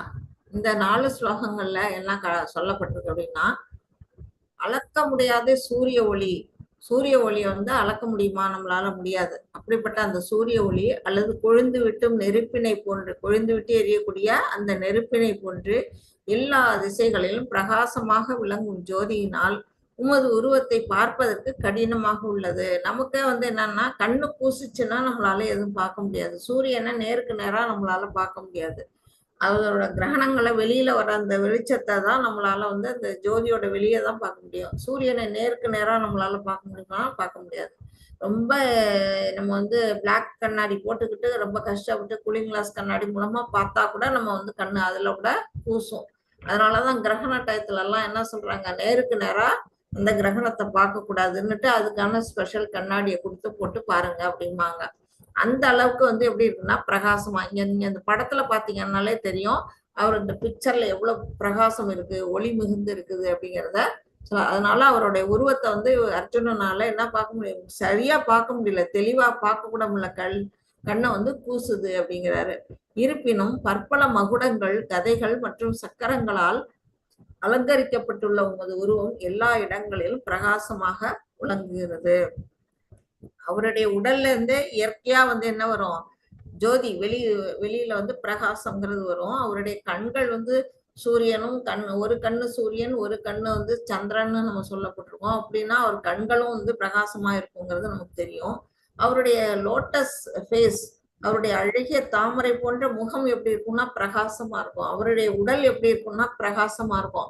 அதுல வந்து அணிஞ்சிருக்க ஆபரணங்கள் எல்லாம் வந்து பிரகாசம் வருது, அதெல்லாம் வந்து ஒளி கொடுக்குது. அப்புறம் அவருடைய தலையில இருக்கக்கூடிய அந்த மகுடம் வந்து இன்னும் பிரகாசமா, ஏன்னா அழகிய கற்கள்லாம் அதுல வந்து பதிச்சிருக்கிறாங்க. அந்த கற்கள்ல இருந்து வரக்கூடிய ஒளி, அப்புறம் கதைகள், சக்கரங்கள், இது எல்லாத்துல இருந்துமே வந்து என்னது, ஒளி வெளியில வருது. அவர் உடல்ல இருந்து வருது, அவருடைய கண்கள்ல இருந்து வருது, அவர் அணிந்திருக்க அணிகலன்கள்ல இருந்து வருது, மகுடத்துல இருந்து வருது, கதைகள் மற்றும் சக்கரங்கள்ல இருந்தெல்லாம் என்ன வருது, வெளிச்சம், அந்த வந்து பிரகாசம் வெளியில வருது. அதை பார்க்கறதுக்கு வந்து இவருடைய கண்கள் வந்து ரொம்ப வந்து கடினமா இருக்கு அப்படிங்கிறாரு. அறிய வேண்டியவைகளில் முதன்மையானவர் நீரே, எல்லா அகிலங்களுக்கும் இறுதி ஆதாரம் நீரே, நீரே அழிவற்றவர், மிக பழமையானவர், தர்மத்தின் நித்திய பாதுகாவலர் மற்றும் புருஷோத்தமராகிய முழுமுதற் கடவுள், இதுவே எனது அபிப்பிராயம். அவரை பத்தி குளோரிஃபை பண்றாரு. பகவான் எப்படி, அவருடைய தன்மைகள் எப்படிப்பட்டது, அவரை பத்திய புகழெல்லாம் வந்து அவர் சொல்றாரு. அவரை வந்து எப்ப தோன்றினாரு, அவருடைய புகழ் எப்படிப்பட்டது, அவர் அழிவற்றவர், முதன்மையானவர் அப்படின்னு எல்லாம் அவரை பத்திய விஷயங்கள். தர்மத்தின் நித்திய பாதுகாவலர். இப்ப வந்து நீங்க வந்து எதுக்காக வந்திருக்கிறாரு, அவதாரம் பண்ணி இந்த தர்மத்தை பாதுகாக்கத்தான் வந்திருக்கிறாரு. அதெல்லாம் வந்து அவர் சொல்றாரு. தாங்கள் ஒருவரே என்ற போதிலும் வானம் பூமி மற்றும் இரண்டிற்கும் இடைப்பட்ட இடம் எல்லா திசைகளிலும் வியாபித்துள்ளீர். மகாத்மாவே, இந்த அற்புதமான உக்கிர ரூபத்தை கண்டு மூலகம் குழம்பி உள்ளது. அப்ப வந்து என்ன, மூலகம் குழம்பி உள்ளது அப்படின்னா என்ன, இத வந்து போர் ஆரம்பிச்ச காலகட்டத்துல இருந்த நிறைய பேர் வந்து இந்த போர்ல யார் ஜெயிப்பா யார் தோப்பா, எந்த வீரர்கள் எப்படி எல்லாம் போர் புரியுறாங்கன்னு அதை வேடிக்கை பார்க்கறதுக்காக மற்ற உலகங்கள்ல இருக்கவங்க எல்லாம் வானத்துல வந்து இருக்கிறாங்களாம். தேவர்கள், கந்தர்வர்கள், யக்ஷர்கள் அப்படின்ட்டு அவங்க எல்லாம் வந்து என்ன செய்யறாங்க, இதை வேடிக்கை பார்க்க வந்திருக்கிறாங்க. அப்போ வந்து இவருடைய விஸ்வரூபத்தை அவங்களும் பாக்குறாங்க போல. அதனால அவங்க எல்லாம் என்ன செய்யுது, குழம்பி இருக்கிறாங்க அப்படிங்கிறத அர்ஜுனர் வந்து இங்க சொல்றாரு. ஏன்னா எங்கேயுமே நிறைஞ்சு இருக்கக்கூடிய இந்த ரூபம் வந்து எல்லாருக்கும் ஒரு புரியாத புதிரா வந்து தெரியுது. தேவர்கள் அனைவரும் உம்மிடம் சரணடைந்து உம்மில் புகுந்து கொண்டுள்ளனர். தேவர்கள்லாம் என்ன செய்யறாங்க, பயந்து போயிட்டாங்க. பயந்து போய் அவர்கிட்ட வந்து சரணம் சரணம்னு அவருடைய உடல்ல வந்து பூந்துக்கிறாங்க. அத வந்து அர்ஜுனர் பாக்குறாரு. அவர்களில் சிலர் அச்சமுற்று கூப்பிய கரங்களுடன் பிரார்த்தனை செய்கின்றனர். ரொம்ப பயந்தவங்க என்ன செய்யறாங்க, அவர்கிட்ட பிரார்த்தனை பண்றாங்க பகவான்கிட்ட. மகா ரிஷிகளும் சித்தர்களும் அமைதி என்று கதறியபடி வேத மந்திரங்களை பாடி உம்மிடம் பிரார்த்தனை செய்கின்றனர். ரிஷிகள்லாம் வந்து அவங்களுக்கு வந்து இயற்கையாவே பகவானை புகழறதுக்கான சொல்லி தர வேண்டியதில்லை. அவங்க எல்லாம் என்ன செய்யறாங்க, சித்தர்கள்லாம் பகவானை வந்து அமைதியா இருக்க முடியும், அதாவது இவர் வந்து கோபத்தினால இந்த ரூபத்தை எடுத்திருக்கிறாரு அப்படின்னு நினைச்சு அவங்க என்ன பண்றாங்க, பயந்து அவரை அமைதிப்படுத்துறதுக்காக துதி பாடுறாங்க, வேத மந்திரங்கள் எல்லாம் ஒலிக்கிறாங்க. அந்த சவுண்ட் வர அர்ஜுனனுக்கு வந்து கேக்குது. அதெல்லாம் சொல்றாரு. 23, 24 படிக்கும். ஹரே கிருஷ்ணா. ஹரே ரூபம் மகத்தே பகுவக்த்ர நேத்ரம் மகாபாஹோ பகுபாஹோருபாதம் பகுதரம் பகுதம்ஸ்ராகராலம் திருஷ்ட்வா லோகா பிரப்யதீதாஸ்ததாகம் நபருஷ்ருஷதீப்தம் அநேகவர்ணம் யாத்தானனம் தீப்த விஷாலநேத்ரம் திருஷ்ட்வா தீப்வாம் பிரவ்யாதிநாத்தர் ஆத்மா ருதிதம் நவித்தாமி சமம் விஷ்ணு. ஹரே கிருஷ்ண. ஹரே கிருஷ்ணா. வலிமையான புயங்களை உடையவரே, உமது பற்பல முகங்கள், கண்கள், கைகள், வயிறுகள், கால்கள் மற்றும் பற்பல பயங்கரமான பற்களை கண்டு தேவர்கள் உட்பட உலகில் உள்ள அனைவரும் குழம்பியுள்ளனர். அவர்களைப் போலவே நானும் குழம்பியுள்ளேன். எல்லாரும் பாக்குறவங்க எல்லாரும் என்ன செய்யறாங்க, 3 உலகங்கள்ல இருந்து வந்திருக்கக்கூடிய அந்த தேவர்கள் மற்றவர்கள்லாம் குழம்பி போய் இருக்காங்க. அவங்கள போலதான் நானும் குழம்பி இருக்கேன். எனக்கும் குழப்பமா இருக்கு, இந்த உருவத்தை பார்த்து எனக்கு குழப்பமா இருக்கு அப்படின்னு ஃபர்ஸ்ட் சொல்றாரு. ஃபர்ஸ்ட் அவருக்கு குழப்பம் வருது. முதல்ல அவர் பார்க்கும்போது அவருக்கு வியப்பு வருது, இப்ப வந்து குழப்பம் வருது. அடுத்து என்ன சொல்றாரு, எங்கும் நிறைந்த விஷ்ணுவே, வானத்தை தொடும் உமது பற்பல ஒளிரும் நிறங்கள், திறந்த வாய்கள் மற்றும் பிரகாசிக்கக்கூடிய விசாலமான கண்களுடன் உம்மை நான் காணும்போது எனது மனம் பயத்தினால் குழம்புகிறது. எனது மனதின் சமநிலையை தக்க வைப்பது இனிமேல் என்னால் இயலாது அப்படிங்கிறாரு. ஃபர்ஸ்ட் வியப்பு படுறாரு, வியந்து போறாரு, அப்புறம் குழப்பம் அடைகிறாரு. இப்ப என்ன வருது, பயம் வருது. ஏன்னா அந்த வாய்கள்லாம் எப்படி இருக்குன்னா அப்படி திறந்துகிட்டு இருக்கு. நம்மளே வந்து சாதாரணமா வந்து வாயை மூடி இருந்தா ஒரு சாந்தம் தெரியும் முகத்துல, வாயை திறந்து இருந்தா ஒரு கோரமா இருக்கும். அது மாதிரி அந்த வாய் திறந்திருக்கிறதோட இல்ல, அந்த பற்கள் அதெல்லாம் வந்து பிரகாசம். அவருடைய பற்கள் வந்து அழகிய பற்கள்லாம் எப்படின்னா ஒளி பொருந்திய அந்த பற்கள், முத்து போல பிரகாசிக்கக்கூடிய பற்கள், அதெல்லாம் வந்து அந்த வெளிச்சம் வேற வெளியில வருது. கண்கள்ல இருந்து ஒளி வருது, விசாலமான அந்த கண்கள்ல இருந்து ஒளி வருது. இதெல்லாம் பார்க்கும்போது மனசு வந்து என்னது, பதட்டம், அவருக்கு பயம் வருது. பயத்தினால குழம்பி இருக்கு, என்னோட மனசை இன்னமும் வந்து நான் என்னால பேலன்ஸ் பண்ண முடியாது அப்படின்னு அவர்கிட்ட தன்னுடைய நிலைமையை வந்து அவர் வந்து பகவான்கிட்ட எடுத்துரைக்கிறாரு. 26, 28 படிக்கும் மாதாஜி. ஹரே கிருஷ்ணா. 27 படிக்கும். அமீ சத்வாம் ருதராஷ்ட்ரஸ்ய புத்ரா சர்வேஷ ஹைவாவனி பாட்லசங்கை பீஷ்மோத்ரோணா சுதபுத்ரஸ்ததாத்லோ ஷர்ஹாஷ்மதீயைரபியோதமுக்யை வக்ராணி தேவரமானா விஷந்தி தம்ஸ்டராஹாராலானி பயானஹானி கேசித் வில்லாக்னா தர்ஷனாந்தரேஷு சம்ருஷ்யந்தே சூர்ணி தைருத்தமாங்கை யதா நதீனாம் பஹவோ அம்புவேகா சமுத்திரமேவாபிமுகாத்ரவந்தி ததா தவாமி நரலோகவீரா விஷாந்தி வக்ராண்யபி விஸ்வலந்தி. ஹரே கிருஷ்ண மாதாஜி. ஹரே கிருஷ்ணா. இந்த பிக்சர்ல பாத்தீங்கன்னா பகவானுடைய விஸ்வரூப தோற்றம் எப்படி எங்கெல்லாம் நிறைஞ்சு இருக்குன்னு பாருங்க. இந்த பக்கமும் கீழ் பக்கத்துலயும் தலைகள் இருக்கு, சைடுல இந்த சைட்லயும் தலை இருக்கு, இந்த சைட்லயும் தலை இருக்கு, மேலேயும் இருக்குது. இப்படி வந்து எல்லா பக்கங்கள்லயும் நிறைஞ்சு நிக்கிறாரு. அவருடைய கையில இருக்க அந்த கூர்மையான ஆயுதங்கள்லாம் வந்து அர்ஜுனனுக்கு வந்து ஒரு பயத்தை ஏற்படுத்து. வானவில்லின் வண்ண நிறம் போல வந்து எல்லா விதமான நிறங்களும் அங்க ஒளிருது. அவருடைய வாய்கள்ல எல்லாம் யார் போறா அப்படின்னா இதான் சொல்றாரு. தனது கூட்டத்தை சேர்ந்த மன்னர்களுடன் திருதராஷ்டிரின் எல்லா புத்திரர்கள் 100 அந்த துரியோதனார்கள் 100 பேரும் என்ன செய்யறாங்க, பகவானுடைய வாய்க்குள்ள போறாங்களாம். அப்புறம் யார் யார் போறா? பீஷ்மர், துரோணர், கர்ணன் மற்றும் நமது முக்கிய வீரர்களும் உங்களுடைய வாய்க்குள்ளே விரைந்து நுழைகின்றனர். யாரெல்லாம் போறா? இவரு தாத்தா, இந்த தாத்தாவை நான் கொல்ல மாட்டேன், என்னோட ஆசிரியரை கொல்ல மாட்டேன் அப்படின்னு எல்லாம் இவரு இது அடம் பிடிச்சிட்டு இருக்கிறாரு. அவங்க எல்லாம் எங்க போறாங்க? பகவானுடைய வாய்க்குள்ள விரைந்து, அதுவும் எவ்வளவு ஸ்பீடா போக முடியுமோ அவ்வளவு ஸ்பீடா உள்ள நுழையிறத அர்ஜுனன் பாக்குறாரு. அவர்களில் சிலர் உமது பற்களுக்கிடையே நசுக்கப்படுவதையும் நான் காண்கின்றேன். போகும்போது என்ன ஆகுது, போறப்போ உள்ள வாய்க்குள்ள வந்து அவங்க எல்லாம் ஒரு சின்ன பொம்மை மாதிரி உள்ள நுழையிறாங்க. குட்டி குட்டி நம்ம சாப்பிடுறோம் இல்லையா, நம்ம சாப்பாடு வந்து ஒரு பருக்க எப்படி இருக்கும், அந்த ஒரு பருக்க மாதிரி இருக்கு ஒவ்வொருத்தருடைய உருவமும் அவருடைய விஸ்வரூபத்துக்கு முன்னால. அவங்க எல்லாம் உள்ள போகும்போது அவருடைய பற்களுக்கு இடையில அவங்க எல்லாம் வந்து நசுக்கப்படுறாங்க. அதெல்லாமும் அவர் வந்து அர்ஜுனர் பார்க்கும்போது எப்படி ஆகும், பயம்தான் வரும். அந்த பயம்தான் அவருக்கு வந்திருக்குது. அது எப்படி போறாங்க அப்படின்னா, நதிகளின் பல்வேறு அலைகள் கடலை நோக்கி செல்வது போல. கொஞ்சம் கற்பனை பண்ணி பாருங்க, பல்வேறு நதிகள்லாம் போகுது. நதி எங்க போய் கலக்கும்? கடல்ல போய் நம்ம கலக்கும்.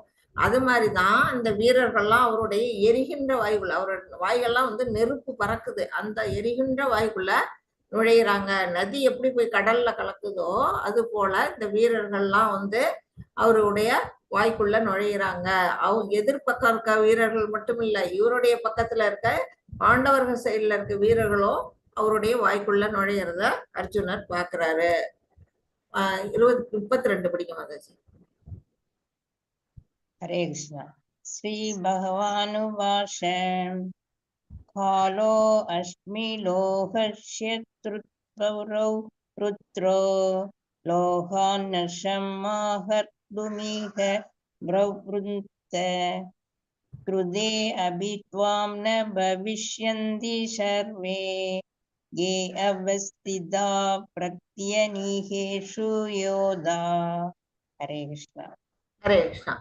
எல்லா வீரர்களும் எதெல்லாம் வந்து எல்லாரும் வந்து அவருடைய வாய்க்குள்ள போறது எதை காட்டுது, எதை உணர்த்துது அப்படின்னு சொன்னா, அர்ஜுனன் வந்து எதை பார்க்க விருப்பப்பட்டானோ அததான் வந்து அங்க வந்து காட்சியா அவருக்கு தெரியுது. ஆரம்பத்திலேயே வந்து பகவான் கிருஷ்ணர் வந்து அர்ஜுனனுக்கு வந்து வாக்கு கொடுக்கிறாரு. நீ எதையெல்லாம் விரும்புறியோ, நீ எதை காண விரும்புறியோ, எதை வந்து நீ முடிவு, அதாவது இந்த குருஷேத்திர போர்க்களத்தோட முடிவு என்ன ஆகும் அப்படிங்கறத அவர் விருப்பப்படுறாரு, பார்க்கணும்னு நினைக்கிறாரு மனசுக்குள்ள. அது வந்து பகவானுக்கு தெரிஞ்சிருது.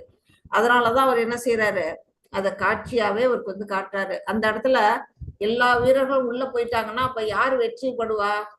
ஆக்சுவலா வந்து யாருக்கு வெற்றி கிடைக்கும் அப்படின்னா அர்ஜுனன் வெற்றி வாகை சூடுவான் அப்படிங்கறதுதான் குறிப்பா உணர்த்துறாரு பகவான். அதனாலதான் எல்லா வீரர்களும் உள்ள நுழையறதெல்லாம் அவருக்கு வந்து காட்டுறாங்க. இந்த இடத்துல இந்த ஸ்லோகத்துல வந்து பயந்து போய் அவர் கேட்கிறாரு அர்ஜுனர், எல்லாரும் உள்ள போறாங்களே, நம்மளுடைய வீரர்களும் போறாங்க, எதிரி படையில இருக்கவங்களும் போறாங்க, நம்முடைய துரோணர், பிசாமக, துரியோதனன் எல்லாம் போறாங்களே அப்படின்னா, யார் நீங்க பகவானே, இந்த இடத்துல இங்க யாரா வந்திருக்கீங்க, எனக்கு ஒண்ணுமே புரியல, நான் குழம்பி போயிருக்கிறேன், தயவு செஞ்சு சொல்லுங்க நீங்க யாரு அப்படின்னு வந்து அவர்கிட்ட வினவுறாரு.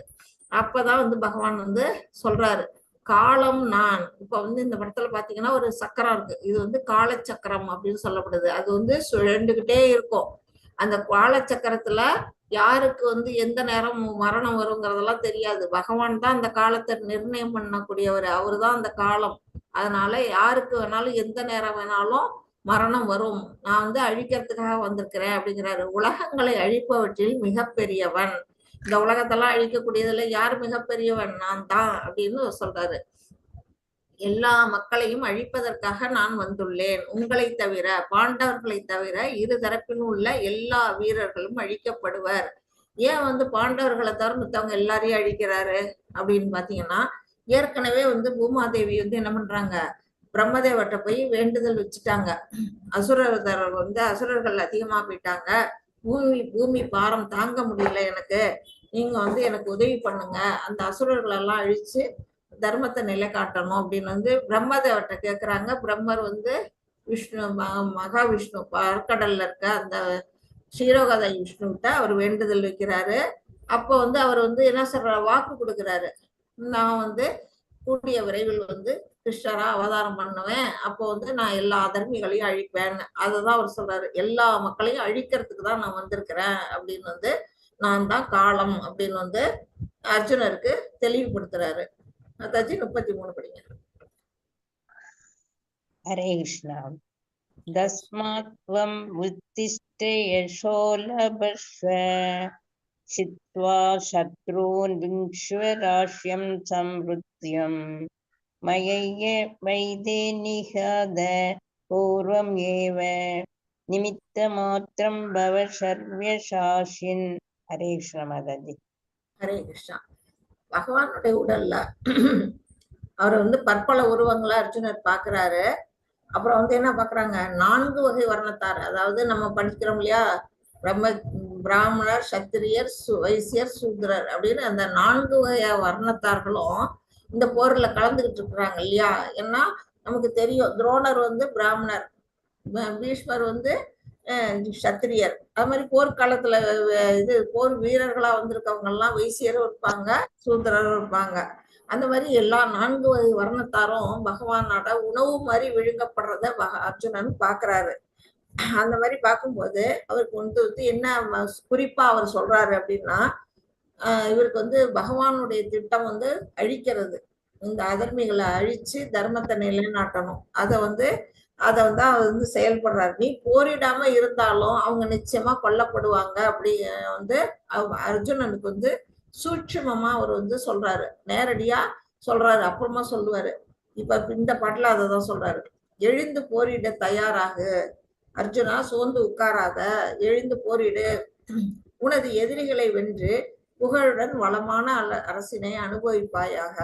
பகவான் வந்து அவருடைய இருக்க இடத்தான் அந்த கௌலக விருந்தாவனத்துல இருந்தபடியே அப்படி சொடக்கு போட்ட நரையில அவர் வந்து இந்த பூமியில இருக்கிறவங்க எல்லாரையும் அழிச்சிட முடியும். அவருக்கு அங்க அந்த அந்த அளவுக்கு அவருக்கு வந்து பவர் இருக்கு, நம்ம எல்லாருக்குமே தெரியும். எல்லாத்தையும் படைச்சவரால அழிக்கிறது வந்து ஒரு கண்ணிமைக்கும் நேரத்துல அவரால் அழிக்க முடியும். ஆனாலும் எதுக்காக பூமிக்கு இறங்கி வர்றாரு அப்படின்னா, தன்னுடைய பக்தர்களோட அவர் வந்து நெருங்கி உறவாடணும் அப்படிங்கிற காரணத்தினால இறங்கி வர்றாரு. அதனால அந்த பக்தர்களுக்கு பெருமையை கொடுக்கணும் அப்படிங்கிற நினைக்கிறாரு. அவரால் அழிக்க முடியும், ஆனாலும் அர்ஜுனனுக்கு அந்த பெருமையை கொடுக்கணும், எதிரிகளை வெல்லக்கூடிய அர்ஜுனன், அதாவது அர்ஜுனன் தான் இந்த போர்ல ஜெயிச்சான், அவனோட வில்வித்தையினாலதான் வந்து இந்த போர் வந்து முடிவுக்கு வந்ததுன்னு நம்ம எல்லாருமே அர்ஜுனனை புகழறோம் இல்லையா. அர்ஜுனனோட வில்வித்தையை நம்ம புகழறோம் இல்லையா. அதுக்குதான் வந்து பகவான் வந்து அந்த பெருமையை வந்து அவனுக்கு கொடுக்கணும் அப்படின்னு சொல்லிதான் எதிரிகளை வென்று புகழுடன் வளமான அரசினை அனுபவிப்பாயாக அப்படின்னு வந்து அவர்கிட்ட சொல்றாரு. எனது ஏற்பாட்டால் இவர்கள் அனைவரும் ஏற்கனவே மரணத்தை கண்டு விட்டனர். ஏற்கனவே நான் இவங்களெல்லாம் கொண்டுட்டேன், இப்ப நீ வந்து என்ன பண்ண போற, செத்தப்பம்பு அடிக்க போற அர்ஜுனா அப்படின்னு வந்து சொல்லாம சொல்றாரு. அந்த அளவுக்கு வந்து அர்ஜுனனுக்கு ஷார்ப்பா சொல்றாரு. ஏன்னா அவர் வந்து போர் புரிய மாட்டேன்னு எல்லாம் இருக்கிறாரு, அதனால அவருக்கு வந்து நல்லா உரைக்கிற மாதிரி அவர் சொல்றாரு. எனவே சவ்யசாசியே, சவ்யசாசியே அப்படின்னா போர்க்களத்துல அவர் வந்து எப்படி வேணாலும் அவருக்கு தோல்வியே அடைய மாட்டார், இடது கையாலேயே ஒரு வில்லம்பு விடக்கூடிய அந்த திறமை உடையவர். அதனால அவர் சொல்றாங்க, போரில் ஒரு கருவியாக மட்டும் செயல்படுவாயாக. நிமித்த மாத்திரம், நிமித்த மாத்திரம்னா ஒரு கருவி. ஏற்கனவே அவங்களெல்லாம் நான் கொன்னுட்டேன், நீ சும்மா வந்து அம்பு இதா போதும், நீ சும்மா அம்பு நீ போட்டினா அவங்க இறந்து படுவாங்க, ஏன்னா அவங்க எல்லாம் ஏற்கனவே இறந்து பட்டுட்டாங்க அப்படின்னுட்டு வந்து பகவான் இந்த இடத்துல அர்ஜுனரை வந்து இன்னும் வந்து உற்சாகப்படுத்திக்கிட்டே தான் சொல்றாரு. அதாச்சும் 34 35 படிங்க. ஹரே கிருஷ்ணா. ஹரே கிருஷ்ணா. துரோணம் ஷ பீஷ்மம் ஷ சயத்ரதம் ச கர்ணம் ததான்யான் அபியோத வீரான் மயா கதாஸ்ரம் சகி மாவஸ்திஷ்டா யுத்யஸ்வ ஜேதாஷிரநேக பத்ரான். சஞ்சய உபாஷ ஏதாத் ஸ்ருத்வா வசனம் கேசவஸ்ய கிருதாஞ்சலிர்வேபமானஹிரீதி நமஸ்கிருத்வா பூய ஏவாஹ கிருஷ்ணம் ஷஹத்கதம் பீதா பிரணம்ய. ஹரே கிருஷ்ண மாதாஜி. ஹரே கிருஷ்ணா. இதுல பகவான் என்ன சொல்றாரு? துரோணர், பீஷ்மர், ஜெயத்ரதன், கர்ணன் மற்றும் இதர வீரர்கள், இந்த 4 பேரை முக்கியமா அவர் சொல்றாரு. ஏன்னா அவங்க எல்லாம் மகாரதர்கள். அவங்கள அணியில இருக்கக்கூடிய மற்ற வீரர்கள் எல்லாருமே என்னது, என்னால ஏற்கனவே அழிக்கப்பட்டு விட்டனர். அவர்களை கொல்வதால் நீ கவலைப்பட வேணாம். எப்படி இருந்தாலும் அவங்க சாகதான் போறாங்க. அவங்க ஏற்கனவே என்னால கொல்லப்பட்டுட்டாங்க. அவங்களோட உடல் அழியுதே அப்படின்னு நீ ஒன்றும் கவலைப்படாத அர்ஜுனா. வெறுமனே போரிடு. நீ சும்மா பேருக்கு அம்ப போட்டினாலே அவங்க இறந்துபடுவாங்க. ரொம்ப ஈஸியா நீ அவங்கள போர்ல இழுத்திடலாம் அப்படின்னு அவங்களுக்கு புத்தி எடுத்து சொல்றாரு. அவருக்கு நிறைய உபதேசங்கள் பண்ணிட்டே இருக்கிறாரு. இதுல துரோணர், பீஷ்மர் உங்க எல்லாருக்கும் தெரிஞ்சுக்கும். ஜெயத்ரதனை பத்தி நான் சின்னதா சொல்லிடுறேன். ஜெயத்ரதன் யாரு அப்படின்னா, துரியோதனர்களுடைய 100 சகோதரர்களுடைய கடைசி தங்கை துச்சலை அப்படிங்கிற ஒரு பெண் இருக்கா. அந்த துச்சலைய கல்யாண வயசுல யாருக்கு கல்யாணம் பண்ணிக்கிறாங்க அப்படின்னா, அந்த ஜெயத்ரதன் அவன் சிந்துராஜன் சொல்லப்படுது. சிந்து நாட்டுக்கு ராஜாவா இருப்பான். அந்த சிந்துராஜனுக்கு ஜெயத்ரதனுக்கு திருமணம் பண்ணி வைப்பாங்க. அந்த ஜெயத்ரதன் இவங்களுக்கு துரியோதனர்களுக்கு தங்கை கணவன்கிற முறையில அவன் என்ன பண்ணுவான், அட்டூழியெல்லாம் அவனும் நிறைய பண்ணுவான். அகம்பாவம் பிடிச்சவன். அவன் என்ன பண்றான், ஒரு தரம் இவங்க பாண்டவர்கள் வனவாசம் போயிருக்கிற காலகட்டத்துல என்ன பண்ணுவான்னா, அவங்கள எப்படியாவது வெளிப்படுத்தணும், அஞ்ஞாத வாசம் புரியும் போது அவங்களை எப்படியாவது வெளிக்கொண்டு வரணும் அப்படின்னு சூழ்ச்சி பண்ணி ஜெயத்ரதன் அங்க அவனை அனுப்பி வைப்பாங்க. அங்க அனுப்பி வச்சப்ப அவன் என்ன பண்ணுவான், அவன் நேரடியா அவங்கள வெளியில வர வச்சிருந்தா, நேர்மையான வழியில வச்சிருந்தா அவனை யாரும் தூற்ற மாட்டாங்க. ஆனா அவன் தப்பான ஒரு வேலையை செய்யறான். திரௌபதியை போய் கடத்திட்டு வரான். திரௌபதி மேல தவறான ஆசை வர வைக்கிறான். துரியோதனன் துச்சாதனன் பண்ண மாதிரியே ஜெயத்ரதனும் திரௌபதியோட அழகுல மயங்கி அவளை கவர்ந்துகிட்டு வந்துடுறான். அவளை கவர்ந்துகிட்டு வந்ததுனால பாண்டவர்கள் தேடிக்கிட்டு வருவாங்க, அவங்கள பிடிச்சிடலாம் அப்படின்னு இவன் கணக்கு பண்றான். ஆனா அவங்க அவங்க மத்தவங்க கண்ணுக்கு வர்றதுக்கு முன்னாடியே அவனை துரத்தி பிடிச்சு அவனை சிறைப்பிடிச்சு கொண்டு வந்துடுறாங்க. யார? ஜெயத்ரதனை சிறைப்பிடிச்சு கொண்டு அவனை உயிரை கொல்லணும், அவனை கொன்னே போடணும், எப்படி நம்ம திரௌபதி அவன் கடத்திட்டு போனான் அப்படின்னுட்டு எல்லா பாண்டவர்களும் யோசிக்கிற நேரத்துல தருமரும் திரௌபதியும் சொல்றாங்க, அவனை கொல்லக்கூடாது, எப்படி பார்த்தாலுமே அவன் துச்சலையோட கணவன், நம்மளுடைய சகோதரியோட கணவன், உறவு முறையில அவன் தங்கை கணவன்கிற முறையில இருக்கிறதுனால அவனை கொல்லக்கூடாது, அவனை தண்டிச்சு விட்டுடலாம் அப்படின்னு சொல்லி அவனோட தலையை என்ன பண்றாங்க, மழிக்கிறாங்க. அதாவது மொட்டையடிக்கிறாங்க. மொட்டையடிச்சு அனுப்பணும்னா அவனுக்கு அவமானப்படுத்திடுறாங்க இல்லையா. அவனுக்கு ரொம்ப ரொம்ப அசிங்கமா போயிடுது, ஷேம். அதனால என்ன பண்றான், வஞ்சகம் வச்சுக்கிறான். அவங்களை எப்படியாவது அவங்களை வீழ்த்தணும் அப்படின்னுட்டு பாண்டவர்களை வீழ்த்துறதுக்கு என்ன பண்றான், போய் தவம் புரியிறான். சிவபெருமானை நோக்கி தவம் புரியிறான். அப்போ அவனுடைய தவத்துக்கு விரும்பி பகவான் சிவன் அவனுக்கு ஒரு வரம் கொடுக்க வராரு. உனக்கு என்ன வரம் வேணும் அப்படின்னு அவர் கேட்கும்போது அவன் என்ன சொல்றான், என்ன இந்த வரப்போற அந்த குருஷேத்திர போர்க்களத்துல என்னை ஒரு நாள் என்னை யாருமே வெல்ல முடியாது, வெல்லக்கூடாத நிலையில எனக்கு அந்த அளவுக்கு சக்தியை கொடுங்க அப்படின்னு சொல்லி கேட்கிறான். ஒரே ஒரு நாள் தானேன்னு அவர் சிவபெருமான் அந்த வரத்தை கொடுத்துடுறாரு. அது இப்ப எப்படின்னா போர்க்களத்துல அவன் யூஸ் பண்ணுவான். எப்படி யூஸ் பண்ணுவான் அப்படின்னா, ஒரு தரம் இது அர்ஜுனனை அந்த போர்க்களத்தை விட்டு போக்கு காட்டி வெளியில அனுப்பிடுவாங்க. அதுவும் இப்ப கௌரவர்களோட திட்டம் தான். வேற ஒரு இடத்துக்கு அர்ஜுனனையும் கிருஷ்ணரையும் அந்த போர்க்களத்தை விட்டு நவுத்திடுவாங்க. அந்த போர் நடக்கிற சமயத்துல அர்ஜுனன் இருந்தாதான் அந்த படைக்கே பலம். அவரை நவுத்திட்டு, அதுவும் கிருஷ்ணரும் இல்லை அந்த மாதிரி நேரத்துல அவங்க என்ன செய்வாங்க, போர் திட்டம் சக்கரவியூகம் அமைப்பாங்க. சக்கரவியூகத்துல நுழையக்கூடியதும் வெளியில வரக்கூடியதும் தெரிஞ்ச ஒரே ஆளு யாருன்னா அர்ஜுனன். அவன் அந்த போர்க்களத்துல இல்ல. ஆனா அந்த இடத்துல அபிமன்யு இருக்கிறான்.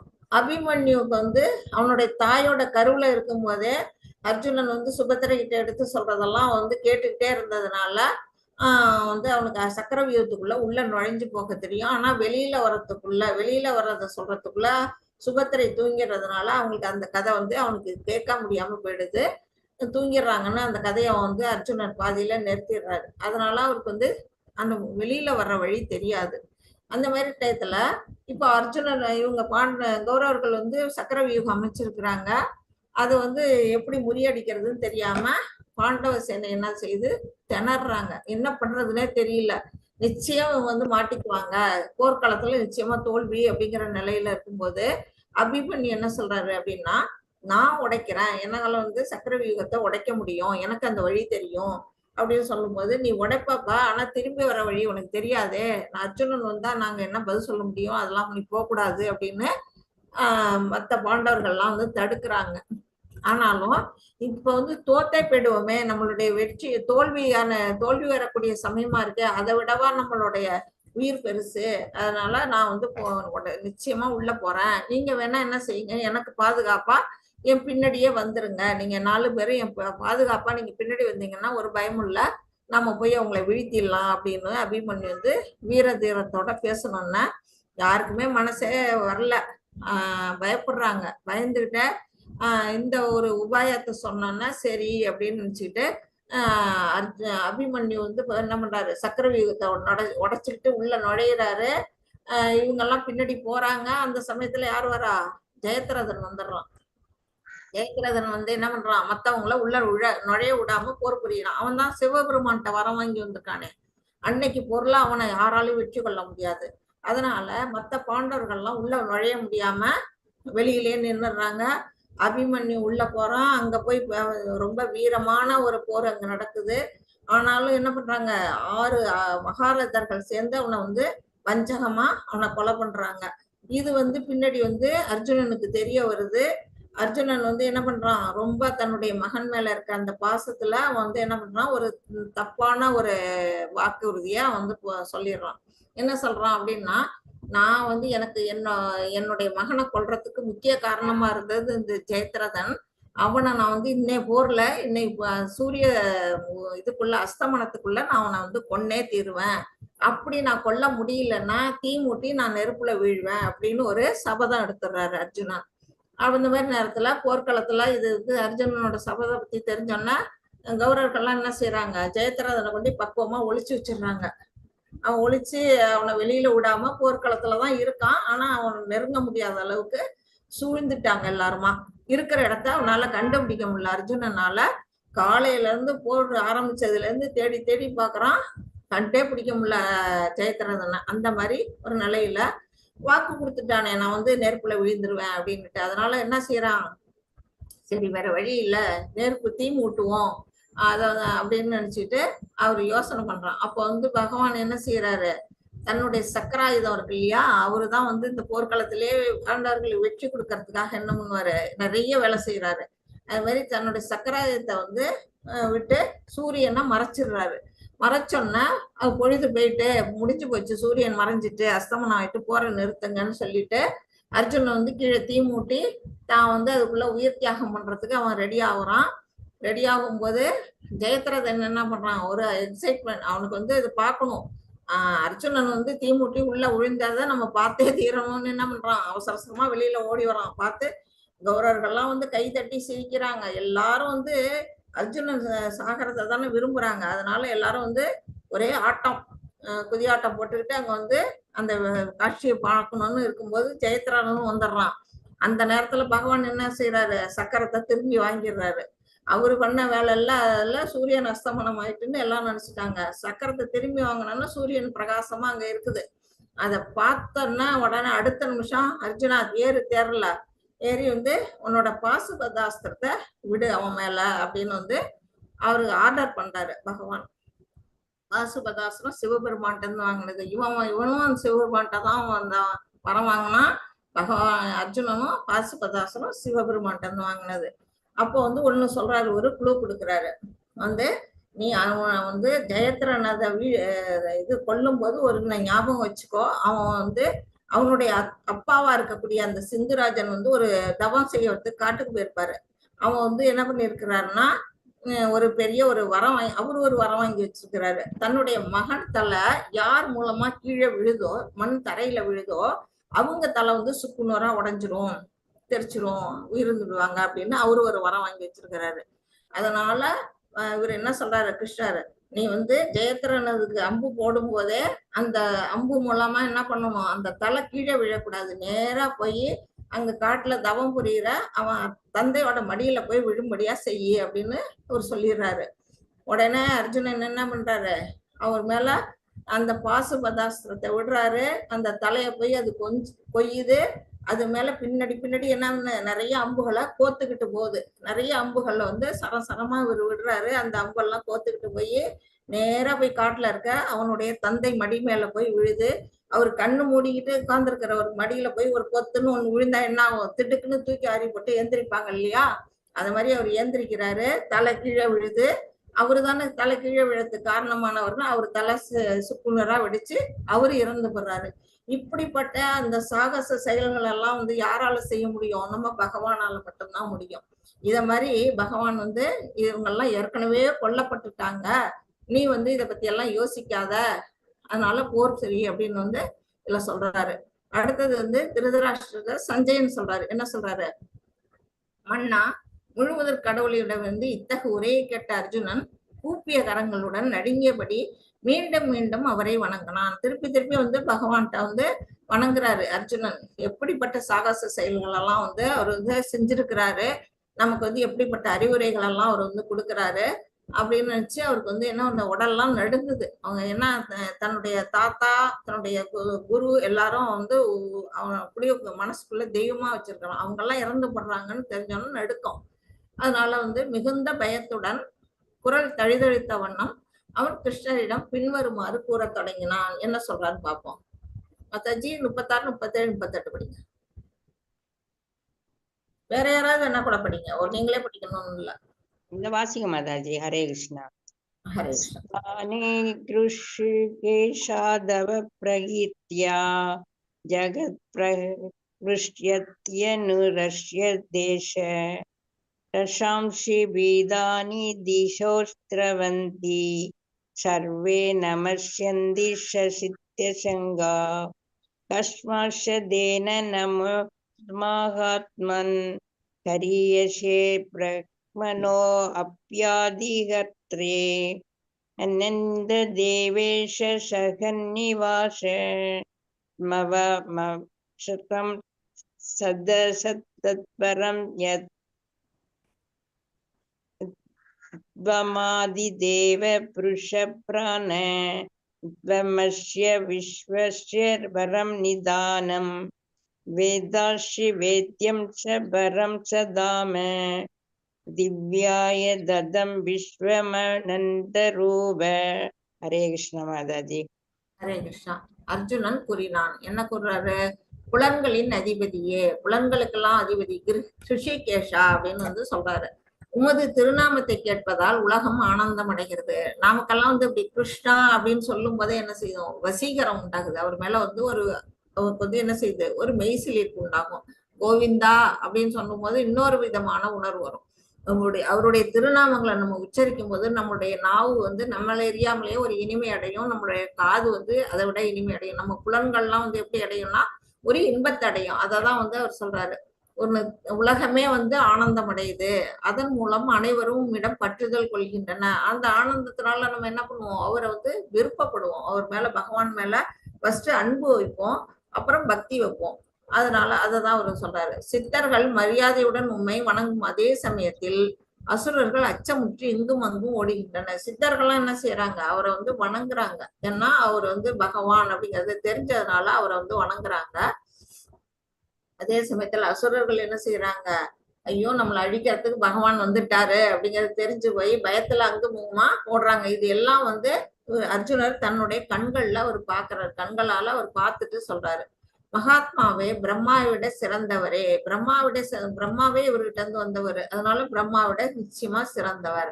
நீங்களே ஆதி படைப்பாளர், எனவே அவர்கள் மரியாதை கலந்த வணக்கங்களை ஏன் உங்களுக்கு செலுத்தக்கூடாது? எல்லாரும் ஏன் அவங்க வந்து உங்களை வணங்குறாங்க அப்படின்னா நீங்க தான் எல்லாத்துக்கும் மூலம் அப்படிங்கிறது சொல்றாரு. எல்லையற்றவரே, தேவர்களின் தேவனே, தேவாதி தேவனை சென்று நாம் சேவித்தால் ஆவாவென்னு அப்படின்னு இந்த நம்மளுடைய இதுல படிப்பாங்க இல்லையா, ஆராய்ந்து அலையில எம்பாவாய். அதாவது நான் ஆண்டாள் நாயர் சொன்ன மாதிரி ஒரு தேவாதி தேவனே அப்படின்னு, தேவர்களின் தேவனே அப்படின்னு சொல்றாரு. அகிலத்தின் அடைக்கலமே, இந்த உலகெல்லாம் வந்து எங்க போய் அடைக்கலமாகும்? பகவானுடைய அந்த வயிற்றுலதான் வந்து எல்லாம் அடைக்கலமாகுது. அழிவற்றவரே, எல்லா காரணங்களுக்கும் காரணம், சர்வ காரணம். இந்த ஜட தோற்றத்திற்கு அப்பாற்பட்டவர். இந்த உலகத்திலேயே அவர் இருந்தா கூட, இப்ப வந்து கிருஷ்ணரா அங்க இருந்தா கூட, இந்த விஸ்வரூப தோற்றத்துல பாத்தீங்கன்னா அவருக்குள்ள எல்லாம் உலகமே வந்து அடங்கி இருக்கிறத அவர் பாக்குறாரு. ஜட தோற்றத்துக்கு அப்பாலதான் அவர் இருக்கிறாரு, எல்லாம் அவருக்குள்ள அடக்கம் அப்படிங்கிறத அவர் பாக்குறாரு. நீரே ஆதி புருஷர், ஆதி தேவர், புருஷர்னா அவர் ஒருவர் தான் வந்து என்ன ஆண்மகன் அப்படி சொல்லப்படுது, மற்றவங்க எல்லாம் பெண்பால். அடுத்தது மிகவும் பழமையானவர், படைக்கப்பட்ட இந்த உலகத்தின் இறுதி அடைக்கலம், அனைத்தையும் அறிந்தவரும் அறியப்பட வேண்டியவரும் நீரே, பௌதீக குணங்களுக்கு அப்பாற்பட்ட உன்னத அடைக்கலம் நீரே, எல்லையற்ற ரூபமே, பிரபஞ்ச தோற்றம் முழுவதும் தாங்கள் பரவியுள்ளீர் இப்படின்னு அவரை வந்து புகழ் மாலையெல்லாம் அர்ஜுனன் வந்து சுட்டாரு.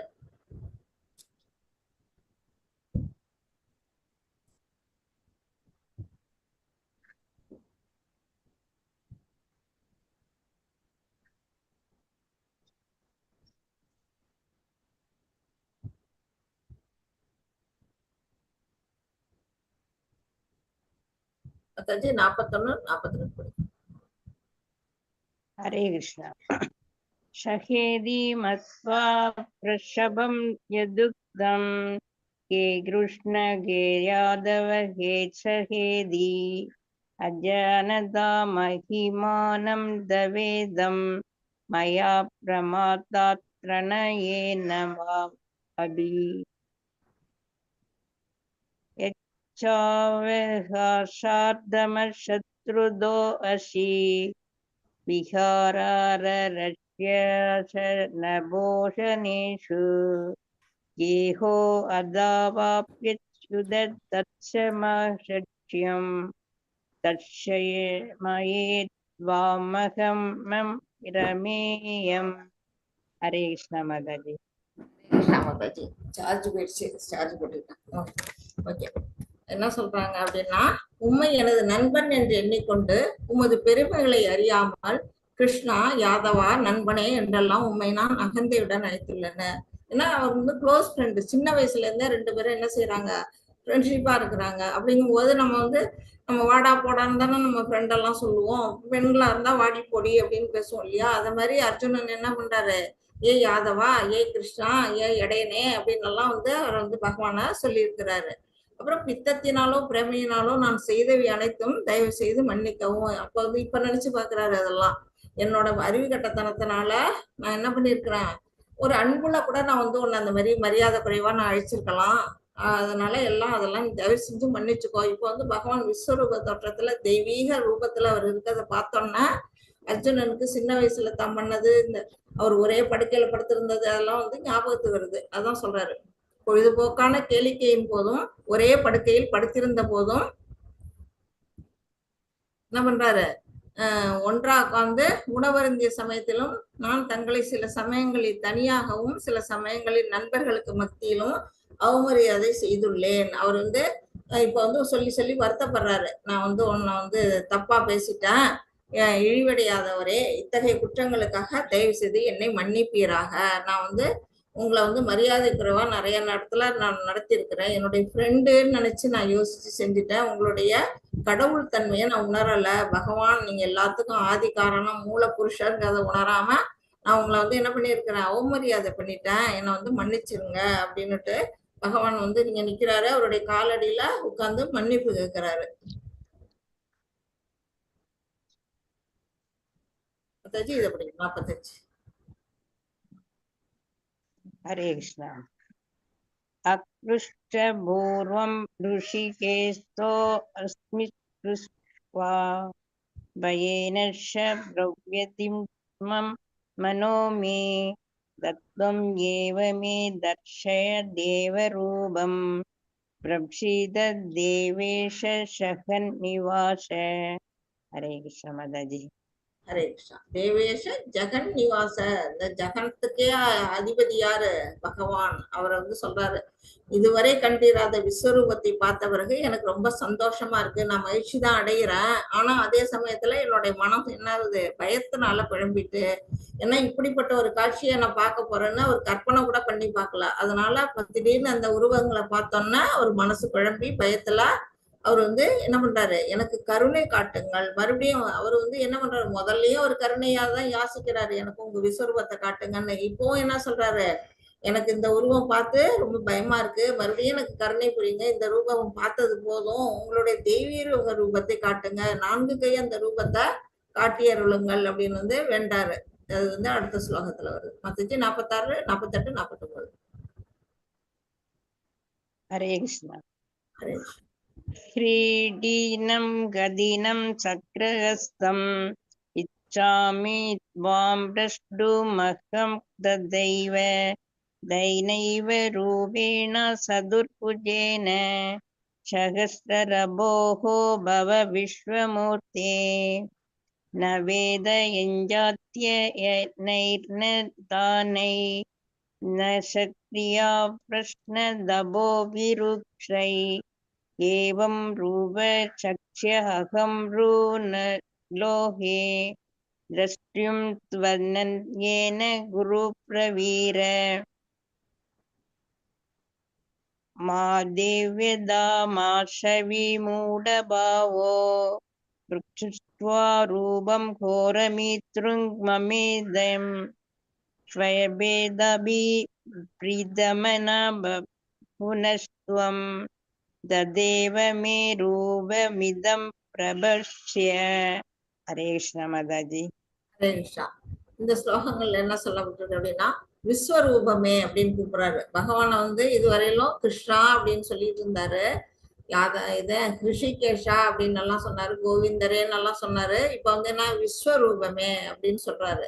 விஸ்வரூபமே, 1000 கரங்களுடைய இறைவனே, அநேக கைகளை பார்த்தார் இல்லையா அப்படின்னு சொல்றாரு. தலையில் மகுடத்துடனும் கைகளில் சங்கு சக்கரம் கதை மற்றும் தாமரை மலருடனும் விளங்கும் உமது 4 கை ரூபில் உம்மை காண நான் விரும்புகின்றேன்.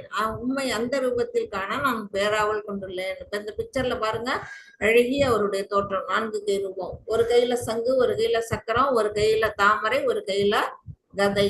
அது வந்து அந்த அழகிய அந்த நாராயண உருவம், அந்த விஷ்ணு ரூபத்துல நான் உங்களை பார்க்க விரும்புறேன்.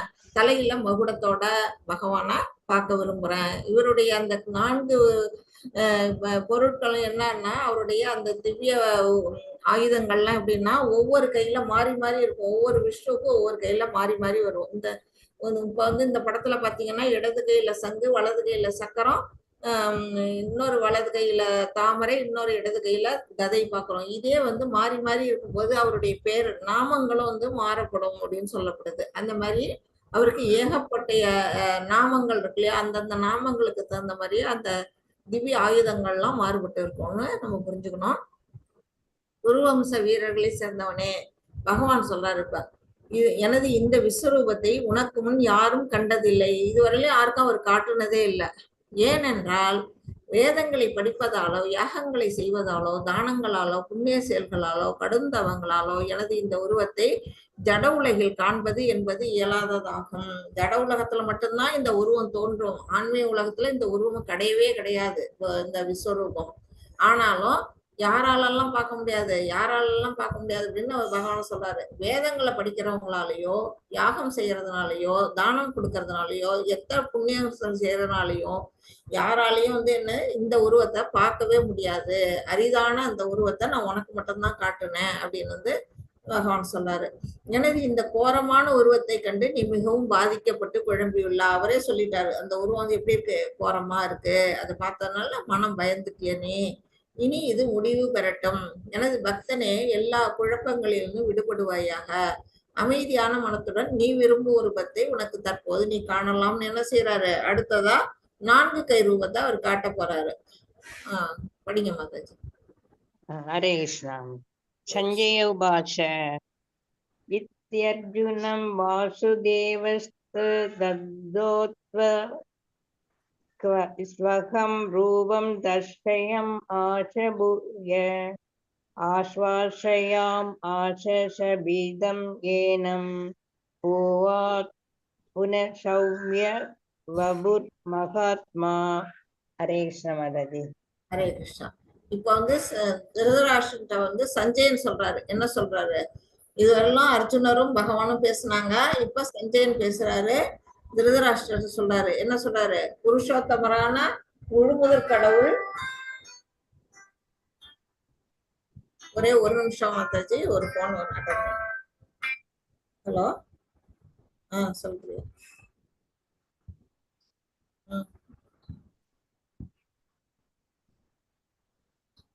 சரி, ஒரு 2 நிமிஷத்துல எனக்கு கிளாஸ் முடிஞ்சிடும். கிளாஸ் முடிஞ்சா சொல்றேன்.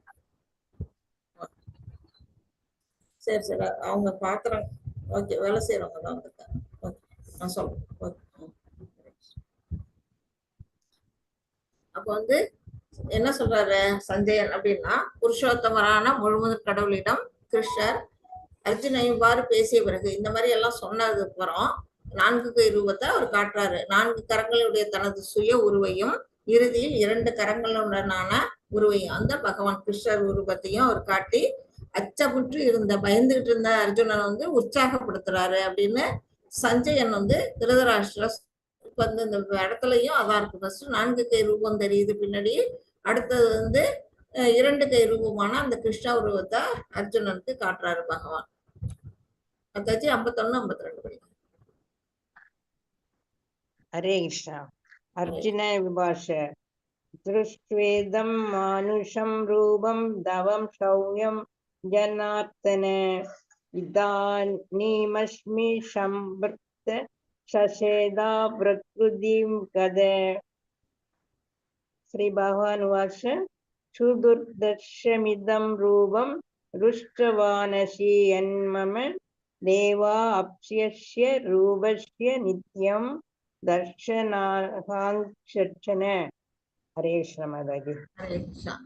கிருஷ்ணரை அவரது உண்மையான உருவில் கண்ட போது அர்ஜுனன் கூறினார், என்ன சொல்றாரு, ஓ ஜனார்த்தனா, மனிதனை போன்று தோன்றக்கூடிய இந்த மிகவும் அழகான இந்த உருவத்தை கண்டு எனது மனம் தற்போது அமைதி அடைந்துள்ளது. நான் எனது சுய இயல்பினை அடைந்து விட்டேன். கிருஷ்ண ரூபத்தை பார்த்தோம்னா அர்ஜுனனுக்கு குஷி வந்துருது, சந்தோஷம் வந்துருது. ஏன்னா அவர் வந்து தன்னுடைய நண்பனா மறுபடியும் பாக்குறாரு. தன்னுடைய நண்பன் வந்துட்டாங்க. இதுவரையிலும் பகவானுடைய அந்த தோற்றம் ஓரமான அந்த ரூபத்தை பார்த்து பயந்து போயிருந்தாரு.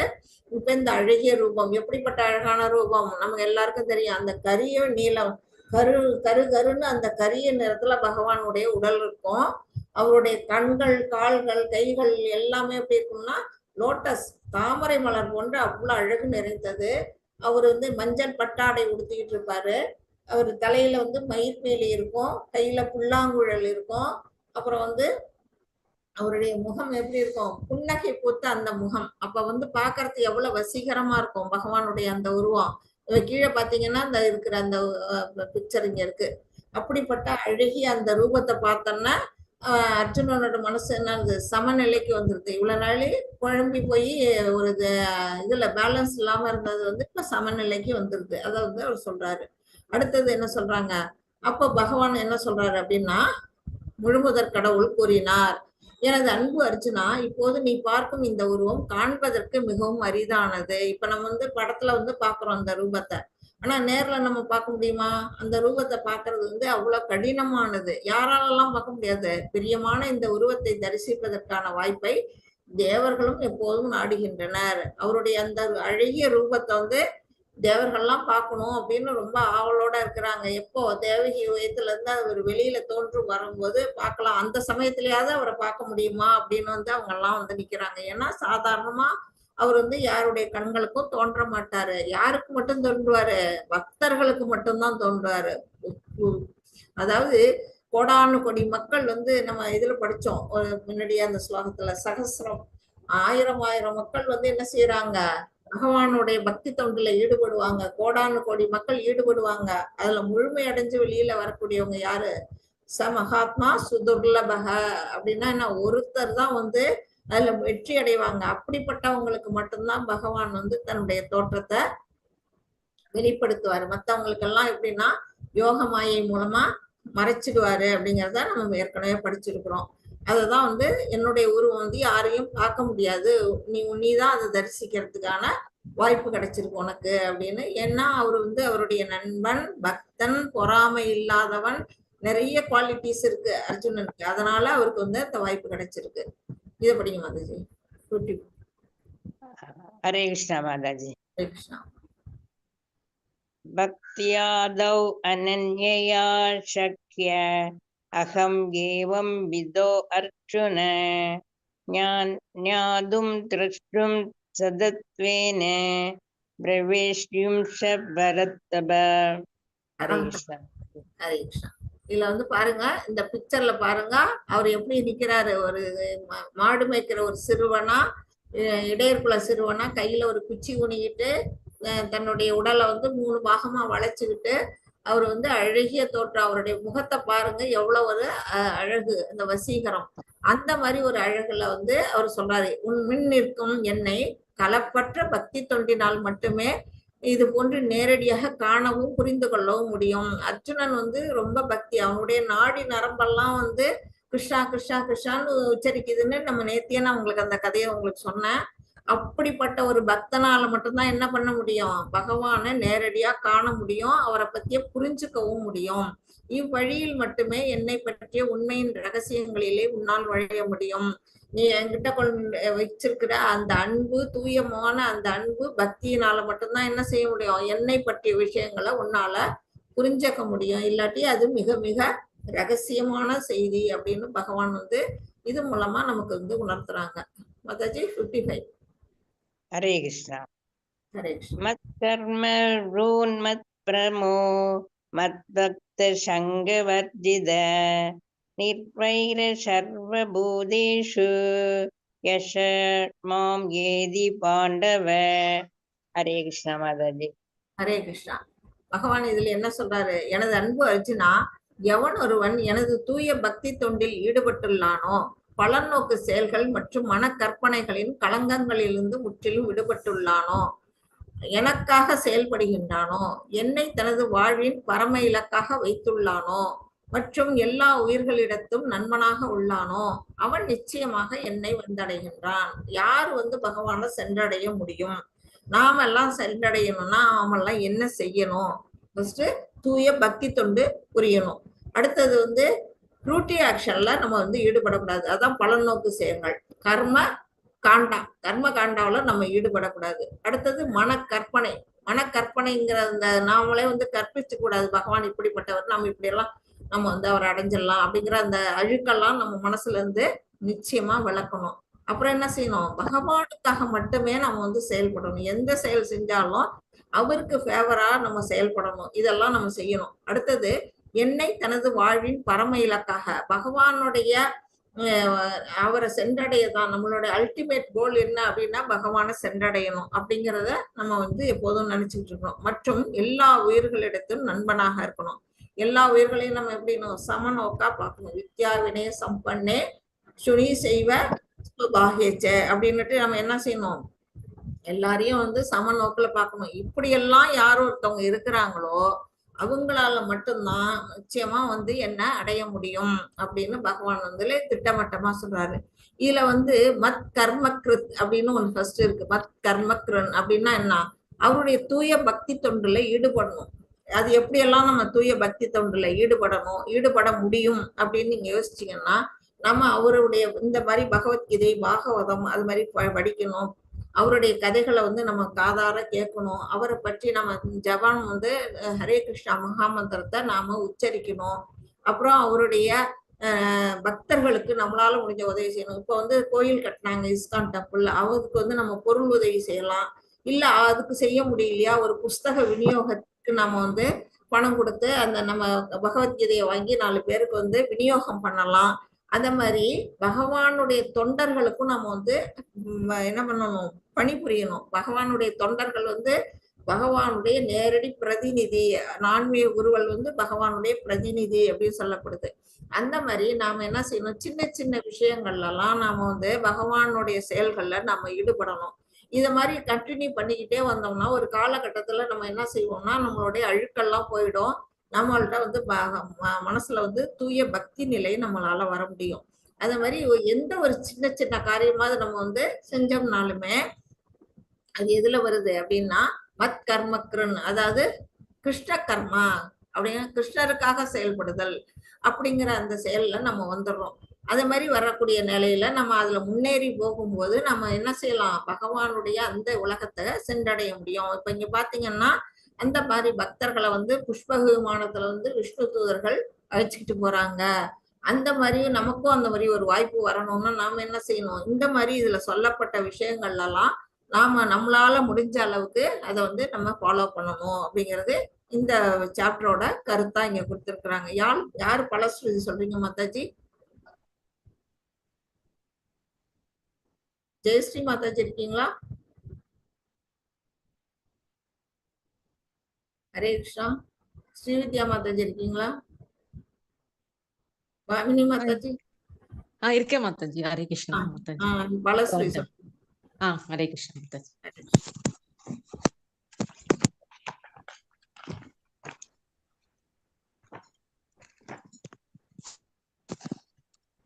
ஓம் தத் சிவத்தோ ஸ்ரீமத் பகவத்கீதாசு உபனிஷத்சு பிரம்ம வித்யாம் யோகக்ஷாஸ்திரே ஸ்ரீ கிருஷ்ணார்ஜுன சம்வாதே